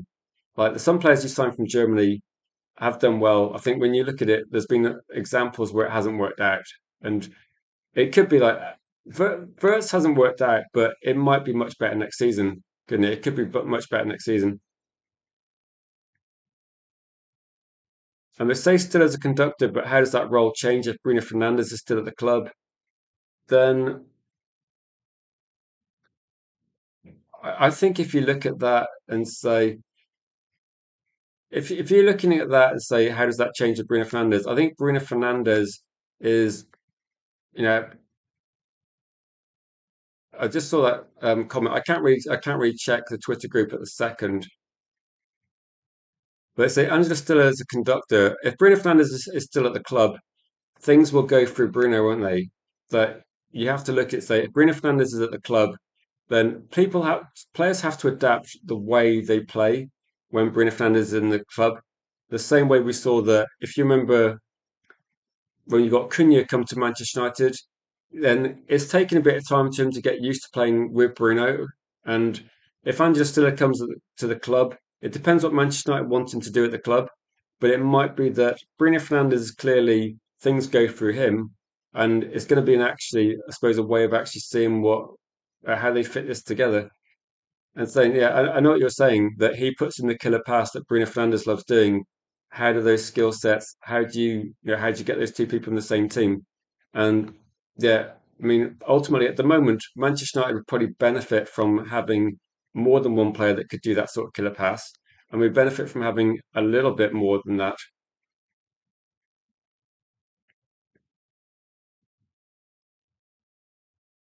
And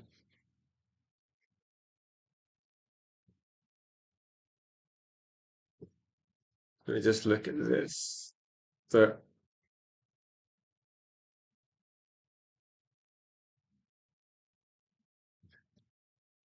let's have a look at some of the comments as well.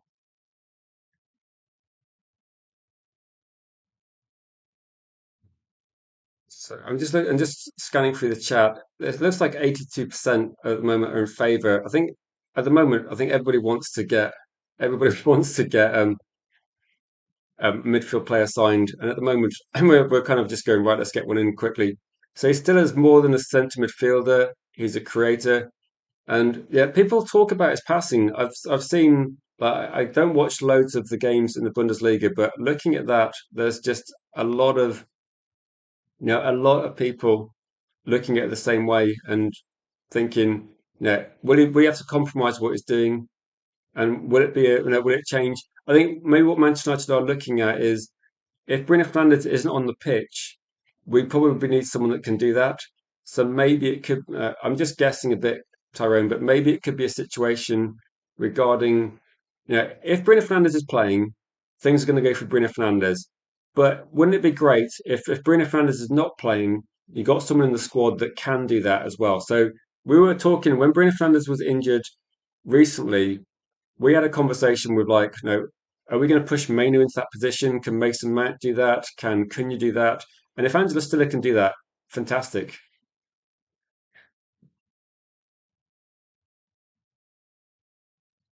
I say German internationals we've had at the club.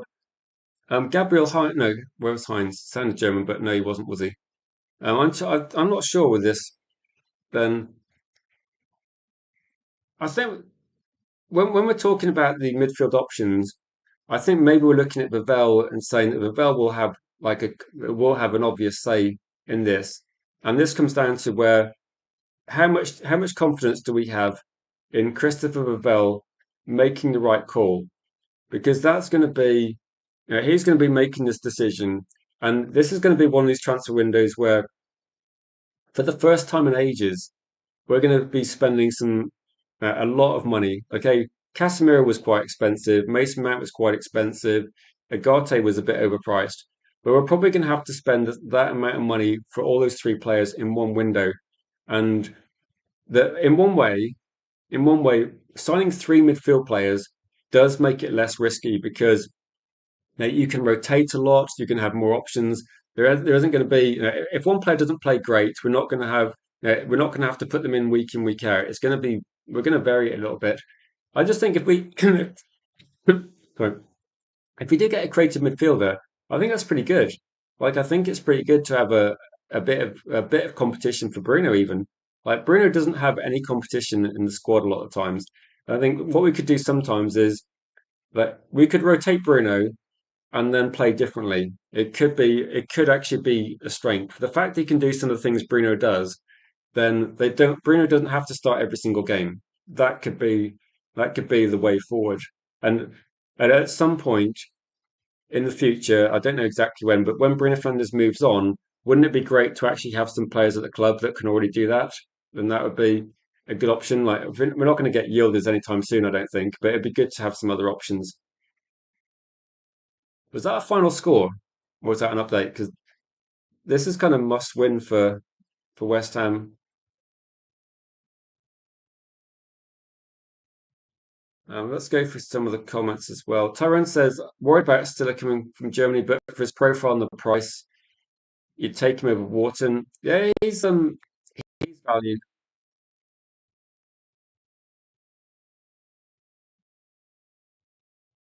So I will wear an I love a Bell t-shirt if he gets his targets.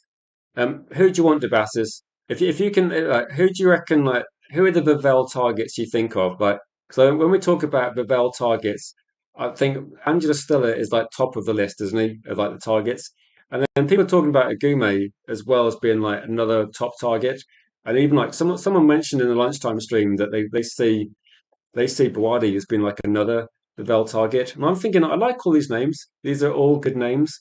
These are all good signs. I think you would like to get maybe a bit more, some Premier League experience in statistics, and maybe you could look at picking one of those signings, and maybe even two if you're going to get another a big signing. And so academy players can handle the Carabao Cup. I don't know. Our first team couldn't handle Grimsby, so I would probably not set that in stone. I would probably say it's kind of hoped, but yeah, the academy players.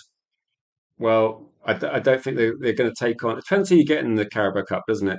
I mean, Grimsby, I don't even know what league they're in, and they beat our team, so don't say too much. Okay, 10 minutes to go.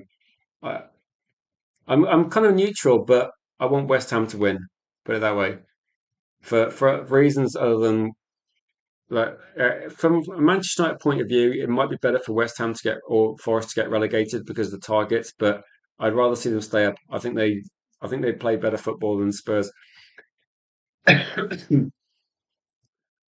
So Angela Stiller coming in would be exciting. This is what I mean by like the feedback I get on Angela Stiller.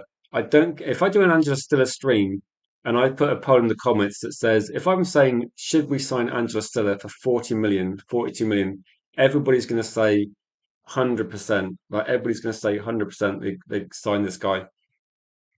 And say dictates the tempo, will be good at receiving the ball from the keeper or back four. Say, but is he a ball winner? Well, get Anderson in next to him, who is 100% a ball winner and problem solved. Then done deal, get him in. So 40 million for Stiller is a no-brainer, says Tyrone. It is, isn't it? But is there a better value signing than Angela Stiller? That I'm almost slightly surprised that it's not a bit more. Like they can set the release clause. They must be thinking that if they go to 50, is it going to put teams off? I've started thinking that maybe like Edison at Atalanta, they wanted about 50 and they couldn't get that. So maybe that's what they're thinking. They're going to put that sort of price in there. But it's kind of difficult, isn't it? To I think when you're deciding a release clause, then clearly Stuttgart want to they want to cash in on Angela Stiller, and they're probably thinking, what's the most we can put in? And maybe that was probably not a bad one.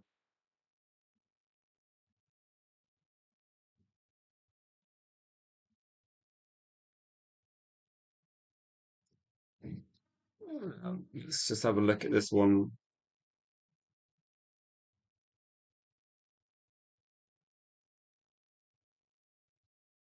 Let's have a quick check through the comments. So still a deal too sweet. Yeah. So the question is then, is right, is that the best deal Man United can get?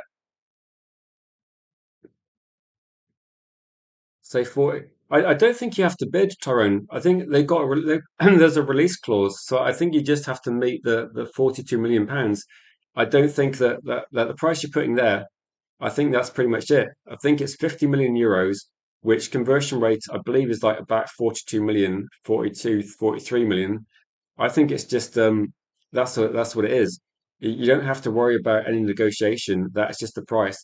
The only thing that's going to be deciding Angela Stiller's future is going to be Angela Stiller. Like Man United can afford him, Real Madrid can afford him. It just depends where he wants to go. I mean, I don't know what Angela Stiller wants to do, whether he wants to join Manchester United or he wants to go to Real Madrid.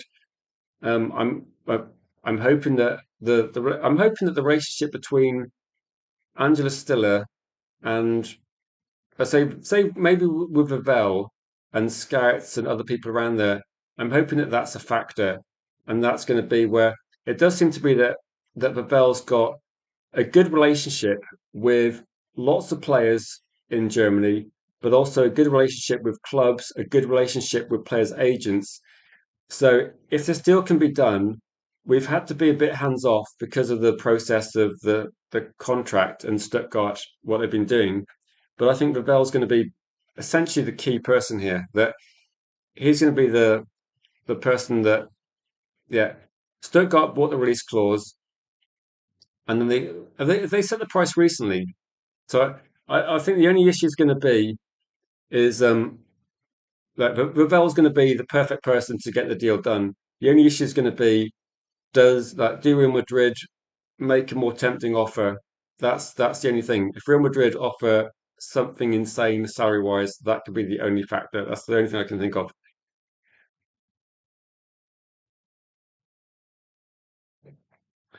Torrent says the only obstacle of United is if Carrick is still manager. So perhaps someone like Nagelsmann bring it would be better in the long run. That's probably yeah. That's the most difficult thing to that's the most difficult thing to say, isn't it?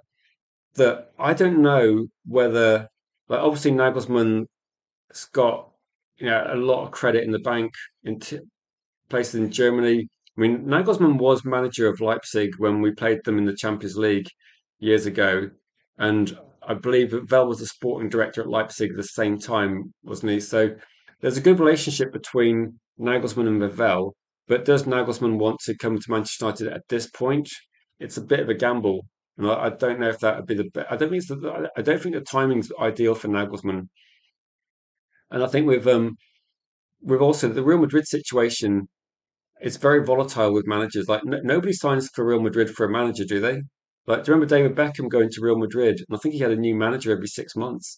So I don't think the manager in charge of Real Madrid is going to matter too much because they might be gone quite soon. It's like how many managers did Cristiano Ronaldo play for? There must have been a few. But no, I see the point. The only obstacle of United is if Carrick's still manager, perhaps someone like Nagelsmann would be better. Possibly, possibly that could be.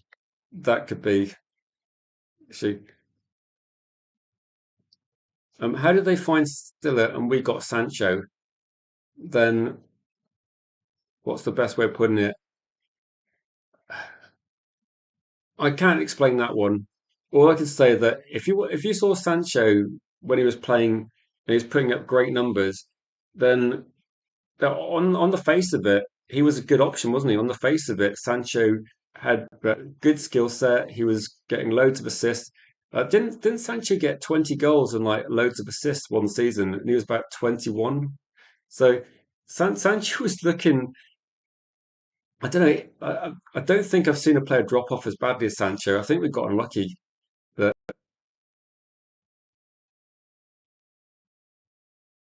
so looking at this one, so reports suggest, okay, maybe we'll have to revise our estimation on this one. But release clause for 40 million euros. Stuttgart bought that out. Reports suggesting now want between 50 to 60 million euros. Say 42, 52 million pounds. So if you think he goes closer to 60, that might be difficult because I think one of the selling points that Bell said was that they see him being an option they could go for a cheaper price. If he ends up being closer to 60, I think it's more difficult than to make a case to get him other than like if you're looking at how much it's going to cost to get certain players, and I think it might be difficult to try and get those sort of players, and that's my view. I think it could be quite quite difficult to try and get that many people in, but I don't know. The price seemed to be quite good, didn't it? And now you're looking at the options and thinking, yeah, maybe it's going to be if it costs 60 million, does that change anyone's opinion? That's suddenly going to be quite big money.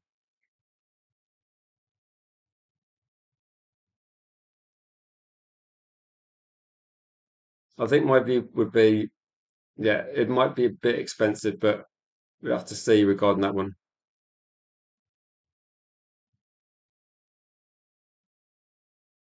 But I'm open to like changing my mind with this one. Quite flexible. Did the football finish 0-0 in the end? Was that final score? So you still sign him? No, I was just thinking off the top of my head that when I'm looking at the signings, and like my first reaction is going to be if Angela Stiller costs 42 million, it's a no-brainer, and it's so cheap, it's stupid not to. And when you change the price and go, okay, he might well cost 60 million, then I think it's so we paid 60 for Mount. Do we pay 60? I thought Agati was closer to 50, but it was too much anyway. Too much.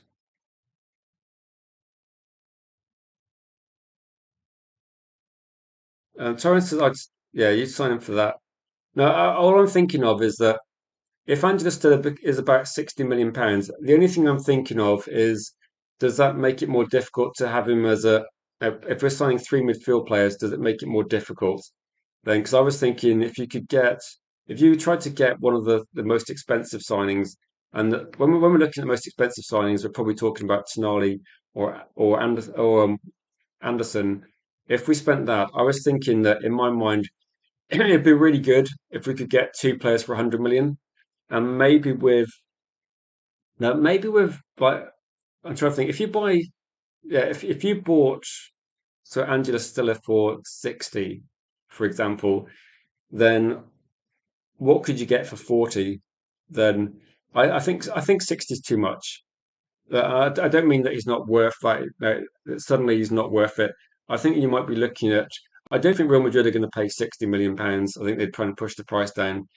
And so if you look at still at about 50, Gume's about 30, is Buadi now 45? Buadi's like going up, isn't he, by the day? I think he was definitely like cheaper a year ago. So no, that's a bit disappointing that he's becoming more expensive. But No, you've been rooting for him for 2 years. It's the perfect time. I've been kind of he's been on the radar for me for probably less time.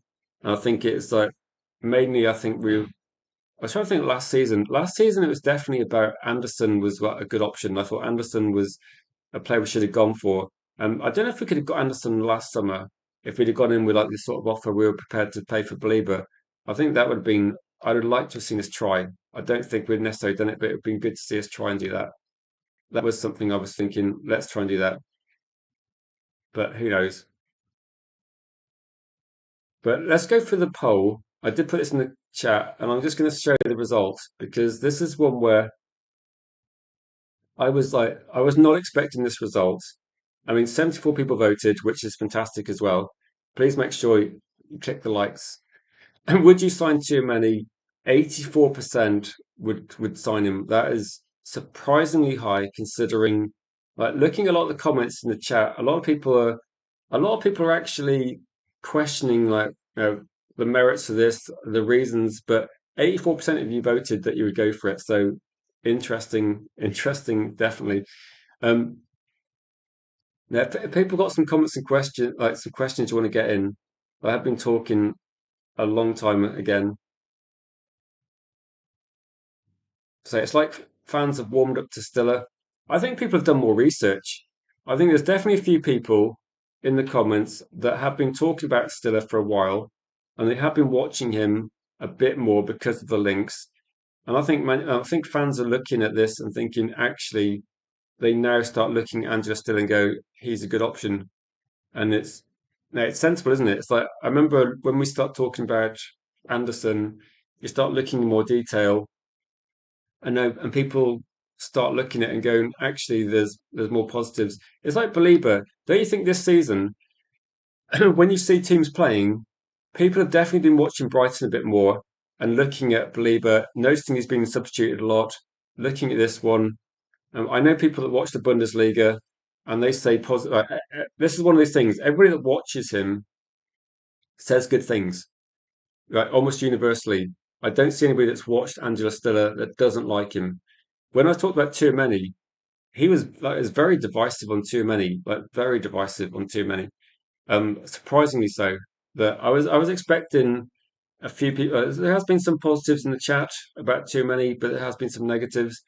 And I think okay, we're not going to agree on everything. That's fine. I just wonder whether Man United are looking at Tchouameni as a big name signing that they want to go for. And I think what part of me thinks Manchester United are looking at, do we need someone that's played in the Champions League multiple seasons, that sort of experience? Like I think when we look at skill set, we all look at the Premier League and go, there's loads of players with the right skill set. I just wonder whether United are thinking, do we have the experience in our squad that we need? That's why I thought regarding that one. I say you think too many gives the ball away so much. Do you think he would like? Does anybody else have any feedback on Tchouameni in regards personal opinion and what you think? And saying still be awesome for Man United in the Champions League. So you're saying like he'd be. What I'm thinking is, if you remember last season, and Manchester United were dreadful in the Premier League, but they like Casemiro was like one of our best players in the Europa League, and I was just thinking that do you have that experience in cup football in big European nights? That I'm wondering whether Man United are looking at not necessarily too many, but I'm wondering whether they're looking at other players and thinking who else is out there that good. I mean, I've seen I think it's that Hendricks like been linked recently. There are a lot of stories about Real Madrid players, like a lot of stories. Like this isn't the first one. I've seen about five, and then this is the first one that I've discussed. But I don't know. The only thing you could think of is that with Real Madrid, they bought a lot of younger players, and maybe what we're seeing is that they're still wanting to buy new players. The Real Madrid players that are maybe not necessarily going to be future players in the next couple of years, they're still going to be better than some of the players we got. Because and we're still looking at like we're not going to be looking at Real Madrid player and trying to get them. That's not going to be realistic. You have to look at it and say we're not going to get Real Madrid's best player, but maybe we could be having a situation where potentially we look at other options. Like if Real Madrid are moving on players, they will still be good players. You just have to be realistic. It's going to be difficult, isn't it? But if I do it a little bit longer, get a few comments in, get a few questions, and then hopefully, hopefully we'll be doing something different tomorrow. And there is a pin link as well. If you want to join the socials, that would be great to get you on board. If you haven't clicked like as well, then please do that. That would be appreciated.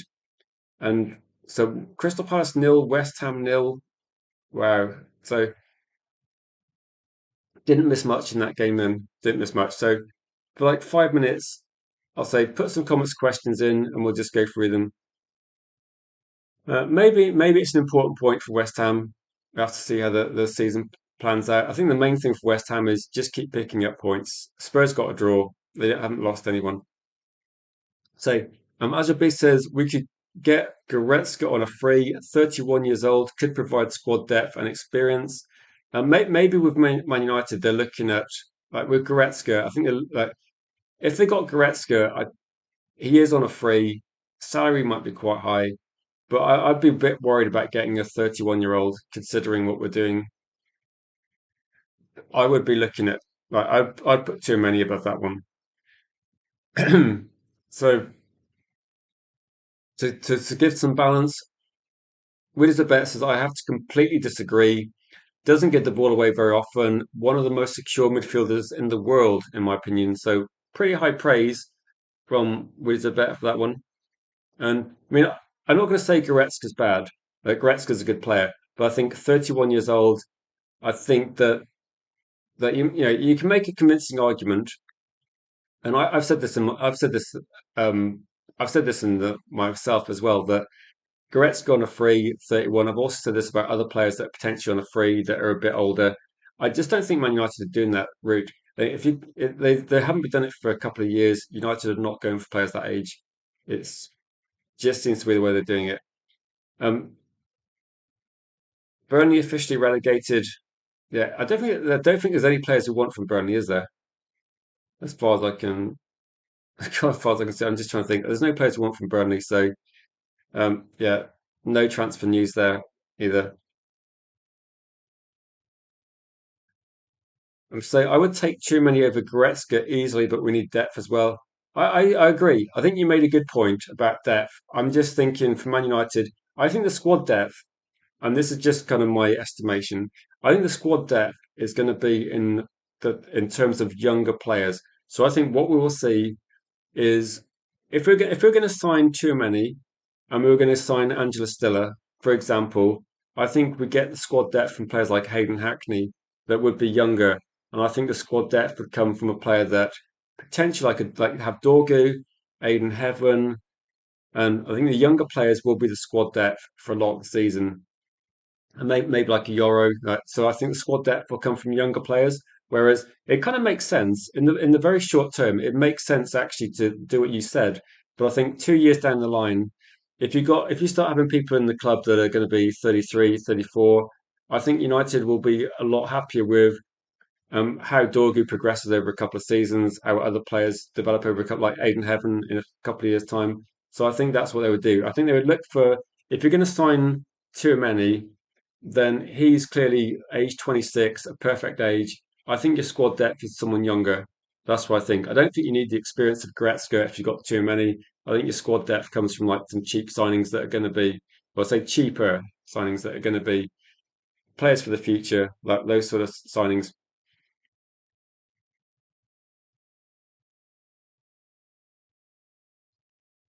But yeah, no, we need depth for sure. We literally haven't got any depth at the moment. Someone was saying to me, I can't remember who it was. It might be someone in the comments, but was saying we need like two people for every position. And at the moment, we kind of need it. We need someone to actually fight with Kobe for Kobe position, and we need someone that's gonna. We're gonna replace Casemiro with somebody like Tchouameni, possibly. I would love to see someone else come in that's going to fight Tchouameni for that position. And when people said like where should players play, I think if Tchouameni is going to be in your team, Kobe plays further forward. If you're looking at Anderson in the team, maybe Mainly plays further back. And if you're going to put Anderson plus Tchouameni, maybe you're going to see Anderson further forward then. I think you're going to just see potential different combinations. If we had Buardi's like very good defensively. I'm not sure how good he is on the attacking end of it, but I would say it's about different. Like someone's going to be there that could be doing Kobe Mainoo's job, but Kobe Mainoo could also do different jobs based on midfield players around him. I think it's quite exciting for Man United fans because at the moment we feel quite limited as a squad. We don't have many options, and we don't have loads of variety.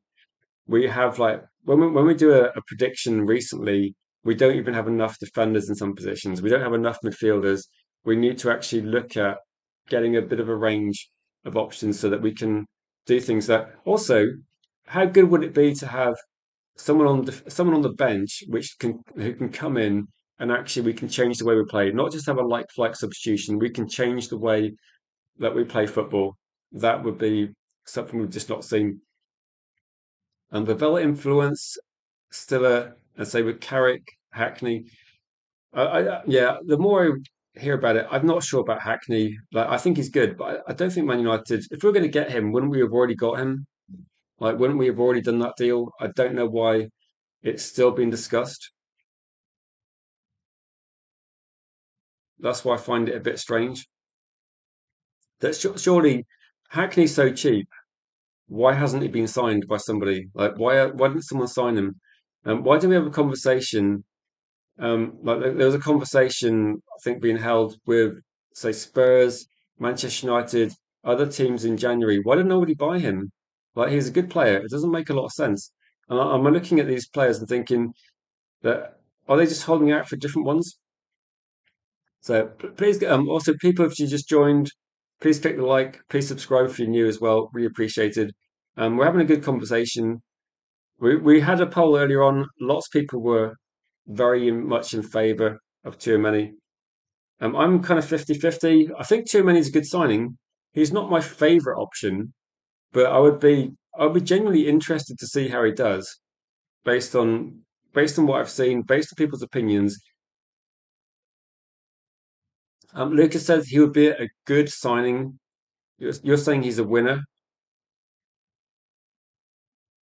Given that we're missing two midfielders, we need more than two. Yeah, we do need a couple. I think the reason why we haven't taken Morgan Rogers off Aston Villa's and obviously West Ham off Aston Villa's hands is potentially the price. That could potentially be the reason, Gregory. It could be the price that Aston Villa want. Aston Villa, they've got some good players. They're at the situation with Aston Villa. They're going to get Champions League football, aren't they? And they're going to need to keep their players. They put a very high price tag on him, something which has put people off. I do like Rogers. I think the good thing about Rogers is he's got a finish. He's a goal scorer. He's going to be definitely have an impact at the highest level. We've seen that, haven't we? Crazy, crazy amounts of like the goals he scored against us, for example. No, Rogers is good. I think he's very expensive though. I think that's probably the issue we got. So Wolves officially relegated. Fair play to Wolves. They got relegated the same day that Burnley did. They were always going to go down, but they managed to. Right, get Gomez in. What's the price going to be now?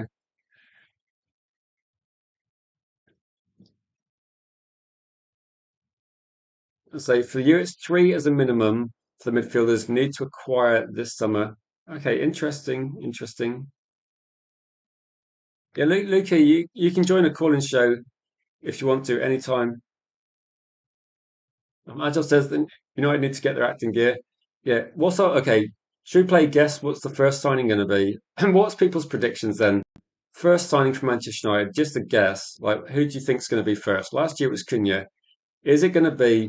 I'm wondering whether Manchester United like do actually go a bit more proactive on. Like, Vavel's going to be key.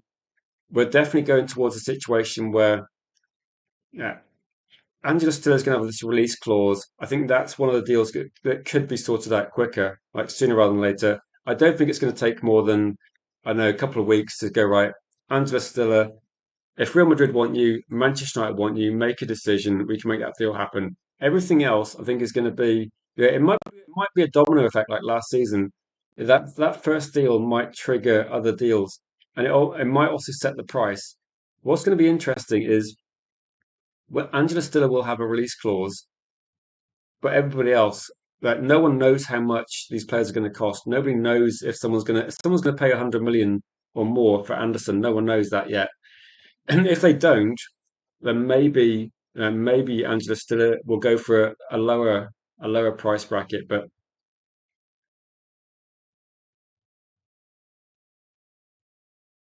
saying what was the let me go through the comments. Saying Stiller, Gregory says Stiller's the first one to get through the door. We're going to be linked to every midfielder, and we are, yeah. If you want to list the names of midfielders we're not linked to at the moment, then go for it. It'll probably take less time. So that Wolves point against Arsenal proved to be worthless. I don't know. It kind of be it could be very important to Man City. Put it this way. I don't know. Maybe Man City will do Wolves a favour at some point. Who knows? Cody's gone for Stiller as the first signing. Luca, as a neutral fan, says, I feel like Tchouameni would be someone perfect. I remember the World Cup 2022. He did score. Yeah, I did say earlier on when I was looking at the kind of profile of Tchouameni and looking at how many games he's played, how many games he's played last couple of seasons, etc. Just checking his age when he's going to be 27.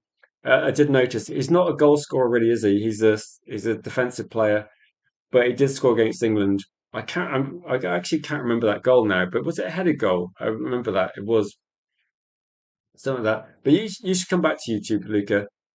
Like you had a good channel, and I think this time of year it would definitely be doing well. As soon as the season ends, I want still assigned.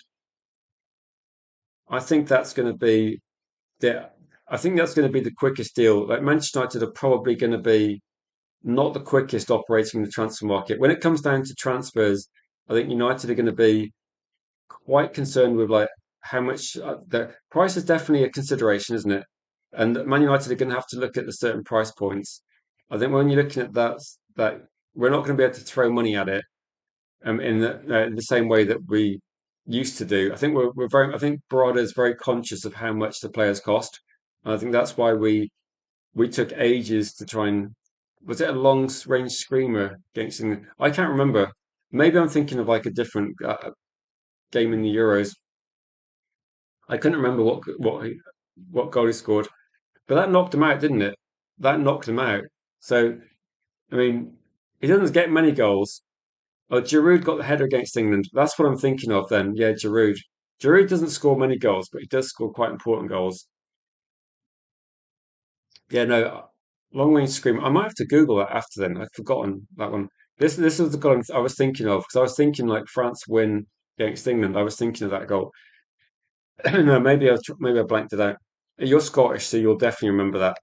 You'll have bookmarked that one, wouldn't you, Agile? That's up there with the Maradona goal, isn't it? Um, no, I appreciate that, Tyrone. Appreciate that. It was looking a bit sketchy for a while, but we're building momentum back again.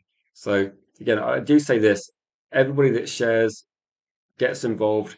It does help loads, particularly over the last week. It has been invaluable. There's people that are now getting recommended the videos and starting to find things as well. And it is important to just stress that it's been very important to that it's kind of been a bit of a kickstart by getting people like you watching Tyrone and other people watching and sharing, etc.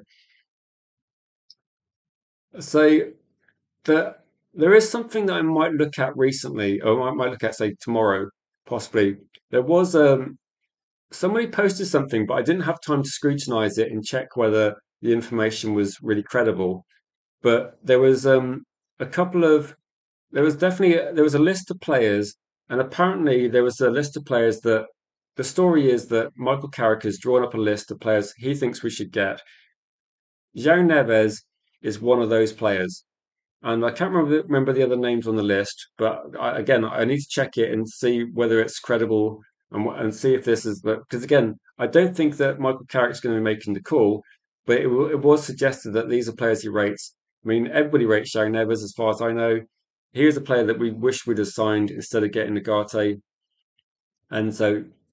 But we haven't. Don't think we've been linked to him, Gregory. Apart from that, bit of a tenuous one, but there is definitely a tiny, tiny link. But again, I think it's a struggle to actually find too many players we're not linked to, like I said. But again, that's one that it was more of a fan link, I think, than anything else.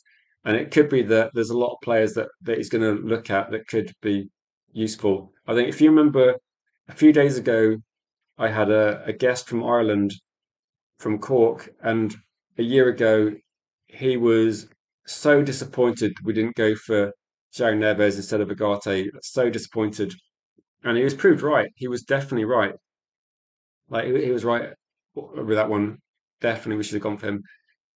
Anyone feel sad for Wolves? I don't know. It's been on the wall for ages. The writing's been on the wall. It's part of it, isn't it? It's just I don't know. I think it's the way Wolves have just run their club. That Wolves, if you keep selling your best players and not replacing them, unfortunately it's going to happen, isn't it? Yeah, market opportunity. We're kind of like we're like vultures, aren't we? Just watching like some animal walking slowly in the heat, and we're just waiting and waiting. Then the wolves animal falls over, and then we're looking over and going, right, how's the Forest one doing?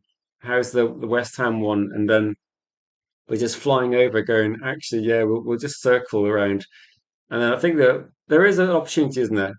I think it was again one. No one agreed on it, whether we should go for Joe Gomez. That he's definitely there as another target. That I think over the last maybe 10 games, people have started looking at Wolves. I think there was Mathis Mane as well. People are looking at some of the younger Wolves players and thinking there is some quality there. Wolves did sign some decent players. They just ended up selling too many. Might as well say Camavinga. Interestingly, Wizard Better sent me a story before I went live saying Camavinga was linked. I can't remember the price. And I just looked at it and thought, Camavinga. And I said to him, I did say this is like fact. I said, I've already got I've already got Tchouameni, but we can talk about them both. It's essentially like just let's just say Real Madrid midfield player.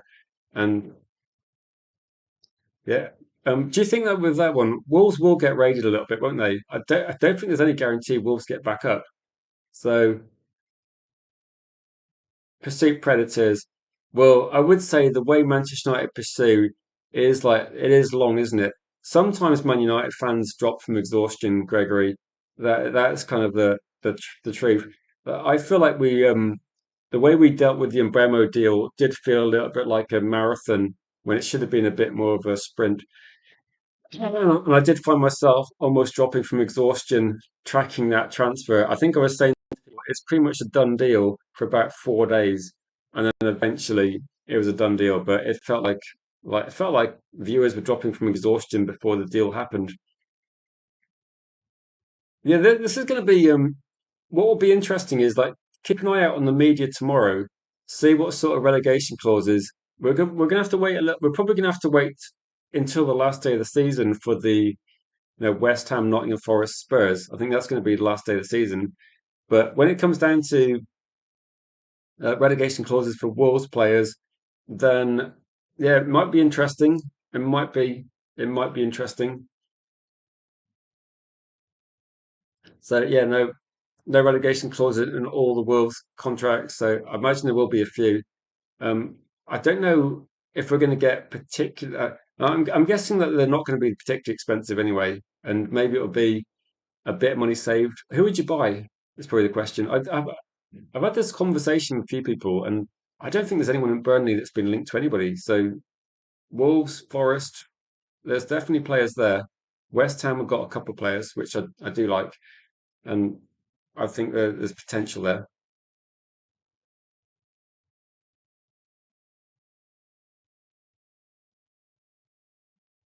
Yeah, I'd have hoped so, Gregory. I was just hoping we'd evolved. I was just hoping we'd have a different strategy. That's what I was thinking. Okay, 5 more minutes. I think 5 more minutes, unless for some reason we get suddenly massive upturn in people in the chat. I think 5 more minutes, and then we'll wrap up the stream. No, we got too many options, and at the moment, I think one thing we need is that the Brentford keeps shifting. Don't say that, Cody. I know a Brentford fan, and he will not be happy. I think a lot of the thought was that Brentford actually set out their stall and said their price, and we just took ages to actually agree with them.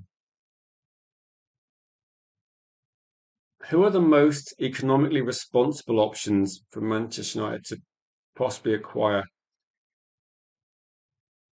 Good question. Economically responsible. So I'm going to say we need three, and this is tricky, isn't it?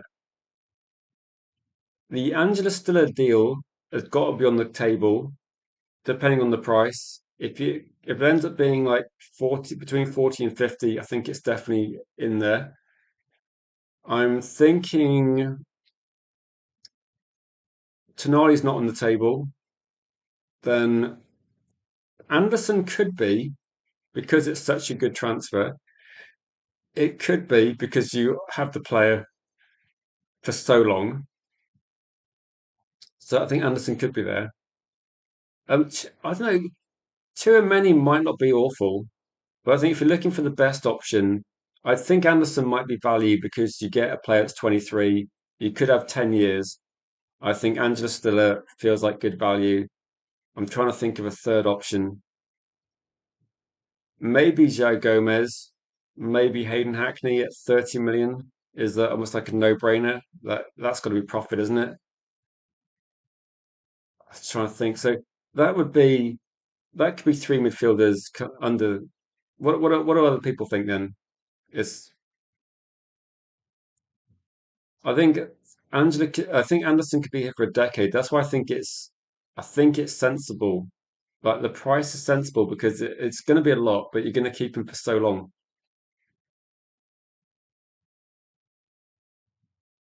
Chelsea, Chelsea, yeah, it's a different story this year, isn't it? Chelsea don't have Champions League football, we do. So what do people think? Jay, I appreciate the offer, Jay. Do we follow it? Like, you need to message me on a platform because I'm not sure if I can contact you. That's the bizarre thing. I think you're on Instagram, but you need to send me a message on which account you're using at the moment because I then then I would get in contact with you. I say an option. Okay, an option from Burnley. Yeah, I'm going to say I'm not. I don't know. I'm not going to be. I can't say what I don't like Burnley. I just have to say that. So because I don't watch much of Burnley, I couldn't really give you a sensible answer. I think there's no doubt that there probably is a good option there, and I think that's a good point. I'm actually thinking that West Ham have a couple better options with Juve and Fernandez. That's what I think. If you're looking at this situation, the thing that made me look at Manchester United transfer window a little bit differently is this story that if it's true and Manchester United think Adam Wharton is too similar to Kobe Mainoo, then it makes me think that they're looking for maybe like if they're going to get a backup option from Mainoo, maybe they're looking cheaper, and maybe they're looking at someone that's going to play alongside Mainoo as being the most expensive signing. And maybe the question is going to be if Man United spend very big money on one signing, or if you get one Galactica, like what do you think? Like what do people think? Well, my question is going to be if Mainoo, Bruno Fernandes, and one other midfielder is in the team, what's gonna be Mainoo's role? Like where's Mainoo going to play? Is Mainoo going to be is Mainoo going to have a CDM behind him and be pushed further forward, or is Mainoo going to be more defensive? We're going to look for a midfield player that can maybe be like a box to box, but maybe be a bit. But what do people think? Say, too many is a great player, but is there a catch? Isn't he injury prone? Um, I don't think he is. I don't think he really is. that was a conversation we had. Cheers, Jay. And say Wharton similar to Manu, both playmaker registrars. Say Wharton tackles a bit more though. I think yeah. Do you think maybe Andrew? But this is my question then. If Manchester United sign, say, one of these players, do you think Manu? What do you think Manu's primary role next season is going to be? Like when we're looking at this is kind of what people would look at. If you're looking at Manchester United playing 4-2-3-1, and we're thinking that 4-2-3-1, maybe 4-3-3, but 4-2-3-1, I think primarily will be how we set up. And just as an example, like Bruno Fernandes is clearly going to be linking the attack. He's going to be the person that's going to be primarily lead, like uh, coordinating the attacking play. I think that's what people think at the moment, unless something crazy breaks out and it goes somewhere else. If that's the case, where does Kobe Mainoo feature? Like, where do you think he's going to be most? Like, if you're looking at his heat map, where's he going to be on the pitch most of the time? This is what I'm thinking. Like, because people say Kobe Mainoo could play like further forward, more of a 10. Other people are saying maybe he's going to be more defensive. That just what are people like? What are people's gut feelings? Because so I think there does need to be a backup, Gregory. Great point. There needs to be a backup. He needs to like. He's not going to start every single match. There needs to be a backup. And you say buy an anchor, tracking mid to complement Manu. He's the playmaker. Yeah, I think it'd be interesting to see Manu a bit further forward. I think Manu's got no. I think he's got the speed of thought to pick out the passes and to link things. That's what I'm thinking. I think he's got that skill set that we could open up a little bit. I think with Manu, it's very much that no one knows 100% how much he's going to be improving over the next couple of years. I think there needs to be a backup because he shouldn't be. He's just turned 21. He shouldn't be playing every single match anyway. It should be. It should be that he's rotated a little bit. So yeah, I did threaten to finish, and then the numbers bounced up a little bit. But yeah, as Rob said, if you're new, and please subscribe. If you are new as well, please like jump in with the comments and questions as well. That'll be something that might open up a conversation we didn't think about. I think we've probably gone through most of the things I can discuss about Tchouameni. I was genuinely surprised how positive people were about Tchouameni. I thought there might be, I thought there might be interest, and I was thinking there might definitely be a range of opinions. But I was surprised by how positive people were. I'd say our thin squad let us down against Leeds, which we cannot permit. Oh yeah, 100%, 100%. The thing is, the squad at the moment is one in place. So if we looked at the squad, just say for an example, too many comes in. You got too many. You got Maine. You got Bruno Fernandes. Then what are your backup options going to be? Because I feel that you need a backup option for too many, and you need a backup option for Kobe Manu. You need to have four players in those two positions anyway. So if we're talking about signing new players, we need to have three. Agarte's not going to be there. I don't think Toby Collier is a backup for either position. And I don't think Mason Mount should be someone that you want to put in that position either. So I think you need, but this is what I'm thinking, Gregory. You need you need two players that can play with Mason, with two players that can play with Code Manu and a Code Manu replacement. So Code Manu is going to stay. So you need three players to come in. Two are going to play alongside Code Manu, and if Code Manu is not on the team, you need or two players that can play alongside each other. You've got to have two. You've got to have three options in my mind. And maybe if you're looking at a co-Mania replacement, maybe you go for a younger player that could play alongside too many. Maybe that's what you're looking at. And I think that would be, if we did that, then that would fundamentally sort out one big part of our team. A big up to you, Brandon. I think you might have tuned in yesterday when I probably made a mistake in letting an Arsenal fan come on. And after that match, that won't be happening again. But yeah, thanks for getting involved as well last night. I did see in the chat, and it was a bit of a yeah. The stream will be. We'll do a calling on Sunday, next Sunday, but it will be very differently organised. But yeah, thumbs up for Tonali at this moment, says Brandon. Yeah, it's interesting that Tonali is one of these players that quite I was quite surprised that he divides opinion with Man United fans. I was thinking that people would be genuinely positive, but it looks like there's a mixture of opinions with a lot of players. I still think there's a good option there. I think with Tonali, the thing that concerns me with this one, that the thing that concerns me with this one is how much is it going to cost? Is it going to be like, is there a situation that does Tonali just want out of Newcastle? Does he genuinely want to come to Manchester United? Is there an angle that he's going to be looking to try and move back to Italy? There's a few concerns about Tonali in terms of, I don't just mean like the gambling issue he had, but the question is going to be, what's his motivation, long term plan? I think Tonali's a good player. Well, I think people are looking at that Newcastle. I think Newcastle fans will say that Tonali's good, but they will be happy if he moves on for a big fee and they can reinvest that money. And they've got kind of deals to do.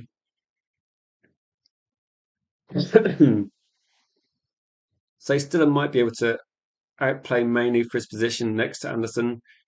No, it's honestly it's genuine competition, isn't it? How old's Angela Stiller, by the way?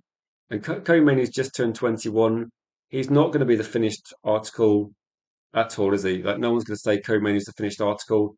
He's just starting his football career. The fact he's played loads of football at age 21 is it's just a bonus, isn't it? He's still got a long way to develop. You'd imagine, like, you'd be talking about players like going 23, 24, starting to hit their peak. So Mainu's got years. I think Angela still has just got more experience, isn't he? So it could be that Mainu has to step up to try and get in the first team, which is good for us as fans. And I welcome healthy competition. That if we sign too many, I don't want too many walking into the team. I want there to be competition. I want too many to have to play well to stay in the team. And if he's having games where he's not playing well, you want some competition to make it difficult. This is what we said. Like have people fighting for their position. At the moment, Benjamin Sesko can't walk into the team, but that's not because we've got another striker. That's because we play a different way. So there shouldn't be any guaranteed starting positions at the moment. And I don't think I'd say maybe left back and right back might be. So still as 25. Yeah, that's probably perfect. 25 years old, 5 year contract. Get him in for his peak career. Stiller is good now, but 25-year-olds they tend to improve. If you're going to be a playmaking midfielder, you're going to be like how old was Bruno when we signed him? Players will improve. So he's only just turned 25, so no problems there at all. And for Kobe Mainu, he's only just turned 21, so you've got a player that's 4 years older than him. Could be good for Kobe Mainu. He doesn't have to play every single game. Maybe Angela Stiller can actually help Kobe Mainu as well. But it could be good. I don't think with this one, you're going to have a lot of games, aren't you? That they're going to be like it's a bit of healthy competition, but also I don't worry about the competition. I think that Mainu, it won't be the situation we saw at the start of the season where Mainu doesn't get in the team. It will be that we see a bit more rotation. I think it's something we just haven't seen it for 2 years, have we? That this kind of rotation from Champions League to Premier League is just something that we don't even know if Michael Carrick's going to be finding it easy to manage. And I'm looking at it thinking I'm kind of excited because I think it forces Man United to buy more players because if we don't, I think it's going to be a big struggle. So I feel like we're forced to kind of do that, and I hope that's the case. But I'm probably going to have to wrap up quite soon because my voice is fading. I didn't plan on streaming this long, but a big thanks to people that tuned in. If you just tuned in and this is the first time, then just say hi in the chat because I'll just say thanks for getting involved. And no, big thanks to people that have been here since the start of the stream. It's been a long stream. I think a few people have tuned in at different parts of the stream and had interesting views on whether this is a good signing. I was surprised by the level of negativity from some people, but also surprised that some people I think with too many, this is my summary. Some people were saying too many is a great signing, really good.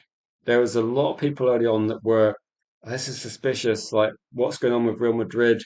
And there's a lot of like questioning, isn't there, about whether I think people are suspicious of Real Madrid.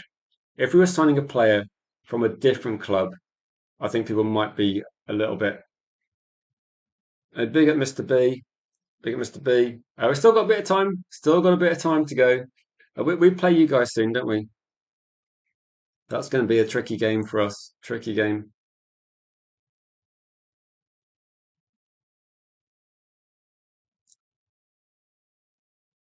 Yeah, Brandon's saying who can boss United, bring in consistency.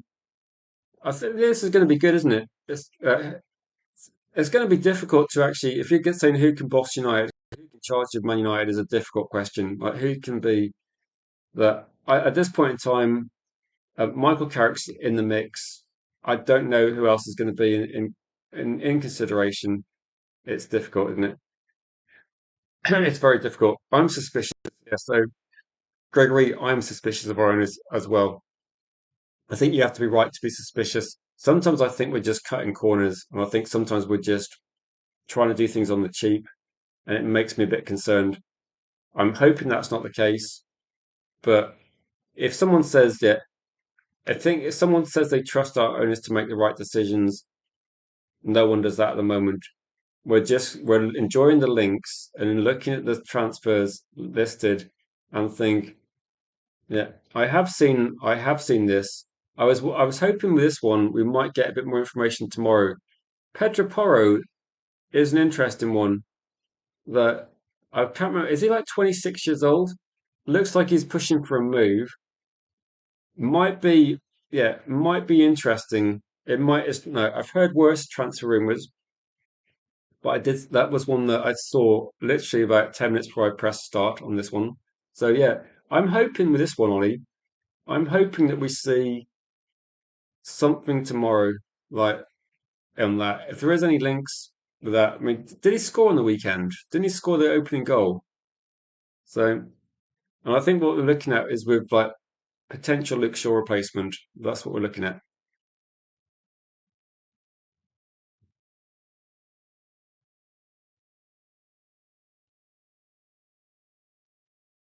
But yeah, that was something that apparently that was breaking about 7 p.m. tonight. I don't know if that's something we look at and think good news or not. But no, I have seen that, and I'm wondering whether that's going to be talked about regarding the Pedro Porro thing. I think that might get momentum. I think what we're going to see is don't be surprised if Spurs do badly in the next game. People are going to start looking at all their players and potentially what players are going to be looking to leave the club. I think that there might be quite a few. If Carrick gets top four Champions League football, how can you not give him the job from where you were under Ruben Amorim? Says Mr. B. I think this is just honestly, I think this is just what the news is saying that the owners are making decisions and it's not 100% based on league position or results. So, I mean, you can guess, Mr. B, your guess is as good as mine what Manchester United owners want. At the moment, I don't think there's any manager out there that said, I want Man United that is an option that Man United are thinking is better. Ariola might be a contender. Nagelsmann is the one that I think Nagelsmann is probably the one that people think of because of Babel, and that might be something as well.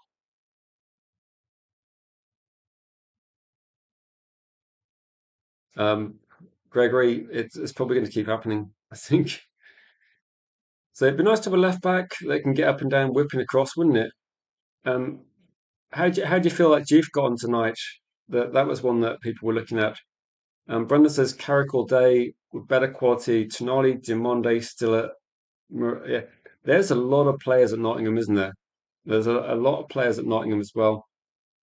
That if they would go down, then that's something that we could look at. That I just think with this one, it's going to be from a okay. If you support these clubs, it's going to be a bit stressful. But Nottingham Forest, West Ham, and Forest, So let's say Spurs, West Ham, and Forest. They've all got a few players that are going to be linked for decent money, and that could be the factor, couldn't it? It could be that we look at the situation and go, actually, these players are going to be worth getting. So I think that's true, isn't it? Say Tonali, no, I think that's true. um, Kay says that yeah, the argument against him is fear of Ole Gunnar Solskjaer repeats. Yeah, people are worried that you give a manager interim position, you then keep him full time. People are worried it doesn't work. That's what people think. Um, Glazers always do the least they can. Do you think Tchouameni is going to come in because he can play centre back and play CDM? So they'll look at it and go, right, we need a CDM this we need a centre back this game, so put Tchouameni in there. Actually, next game we need a CDM, push him up. Is that what they're thinking? Like two for the price of one? Don't discount it. Don't discount it. It wouldn't be the first time, would it? It makes me laugh though, because I do agree. I think they'll try and do the least possible, and it makes me a bit worried. That's generally what I think. Anyway, guys, I think we should probably wrap up. If anyone's got any final questions, because it's been a pretty long one. I appreciate there's like a lot of people watching, and if you haven't clicked the like, that'd be really appreciated. I just think we probably exhausted this. I think we've gone through every sort of possible kind of thing we could talk about. I think tomorrow, if you're new, there's socials pinned, I believe. I'll just put it back in as well so people can see. If you want to get involved in the socials, which again, it's just they're just ways of actually keeping in contact with people. So I'll copy that link address. If you want to get involved in the socials, then go for it. That would be great. And they're just ways of keeping in contact, so we can just people can message. I am on TikTok actually. There is a link there. I've not been on much recently, but I will. I will. I should probably get back into it. I did start it a few weeks ago. And no, Mr. B. I don't, Mr. B. Do you follow me on Instagram or anything? Because if you do, if you, we will have to do something for the Brentford game. But I'll have to try and work out when I can do that. But yeah, I'm on TikTok, but I'm a beginner at that. So yeah, but yeah, please follow though and get involved in that because that will be something that I can. You can contact me on that, but you can also I will try and do some. I will try and get more active on there. It's just early days. So that's like I said, I'm a beginner on TikTok, but it's a platform I'm thinking that is probably worth getting on involved in. But I need to kind of work on this one first. So it's just like a priority at the moment, just to try and do this one. So hopefully that makes sense. But I'm going to have to wrap it up, guys. Massive thanks to people that have been here from the first one. Yeah, check the link out. I think the link is pinned, but let me just make sure that is. Let me just open up. I've got a lot of windows open, so that's why I'm kind of looking around, like wondering what's going on. Yeah, that it should be pinned. There's a Facebook group on there, which is kind of run by Cody. So look at the Facebook group. That's Cody's running that, posting and sharing things there. It's just going to be a way of keeping contact. Jim's like running the Discord group. So we're surprisingly organized behind the scenes now. That's one. We've got some infrastructure in place now to kind of make things a bit smooth. So we will be looking at other ways of things that people want to see as well. We will be expanding, but at the moment we're just doing very long live streams, kind of getting the content out there, reconnecting with people. But it's just been an absolute pleasure talking to you guys today. I'm gonna have to head off though, bit of rest. We'll be back tomorrow for probably some shorter streams, but hopefully some breaking news. Hopefully there'll be something exciting to talk about. But thanks for watching. Thanks for sharing the video.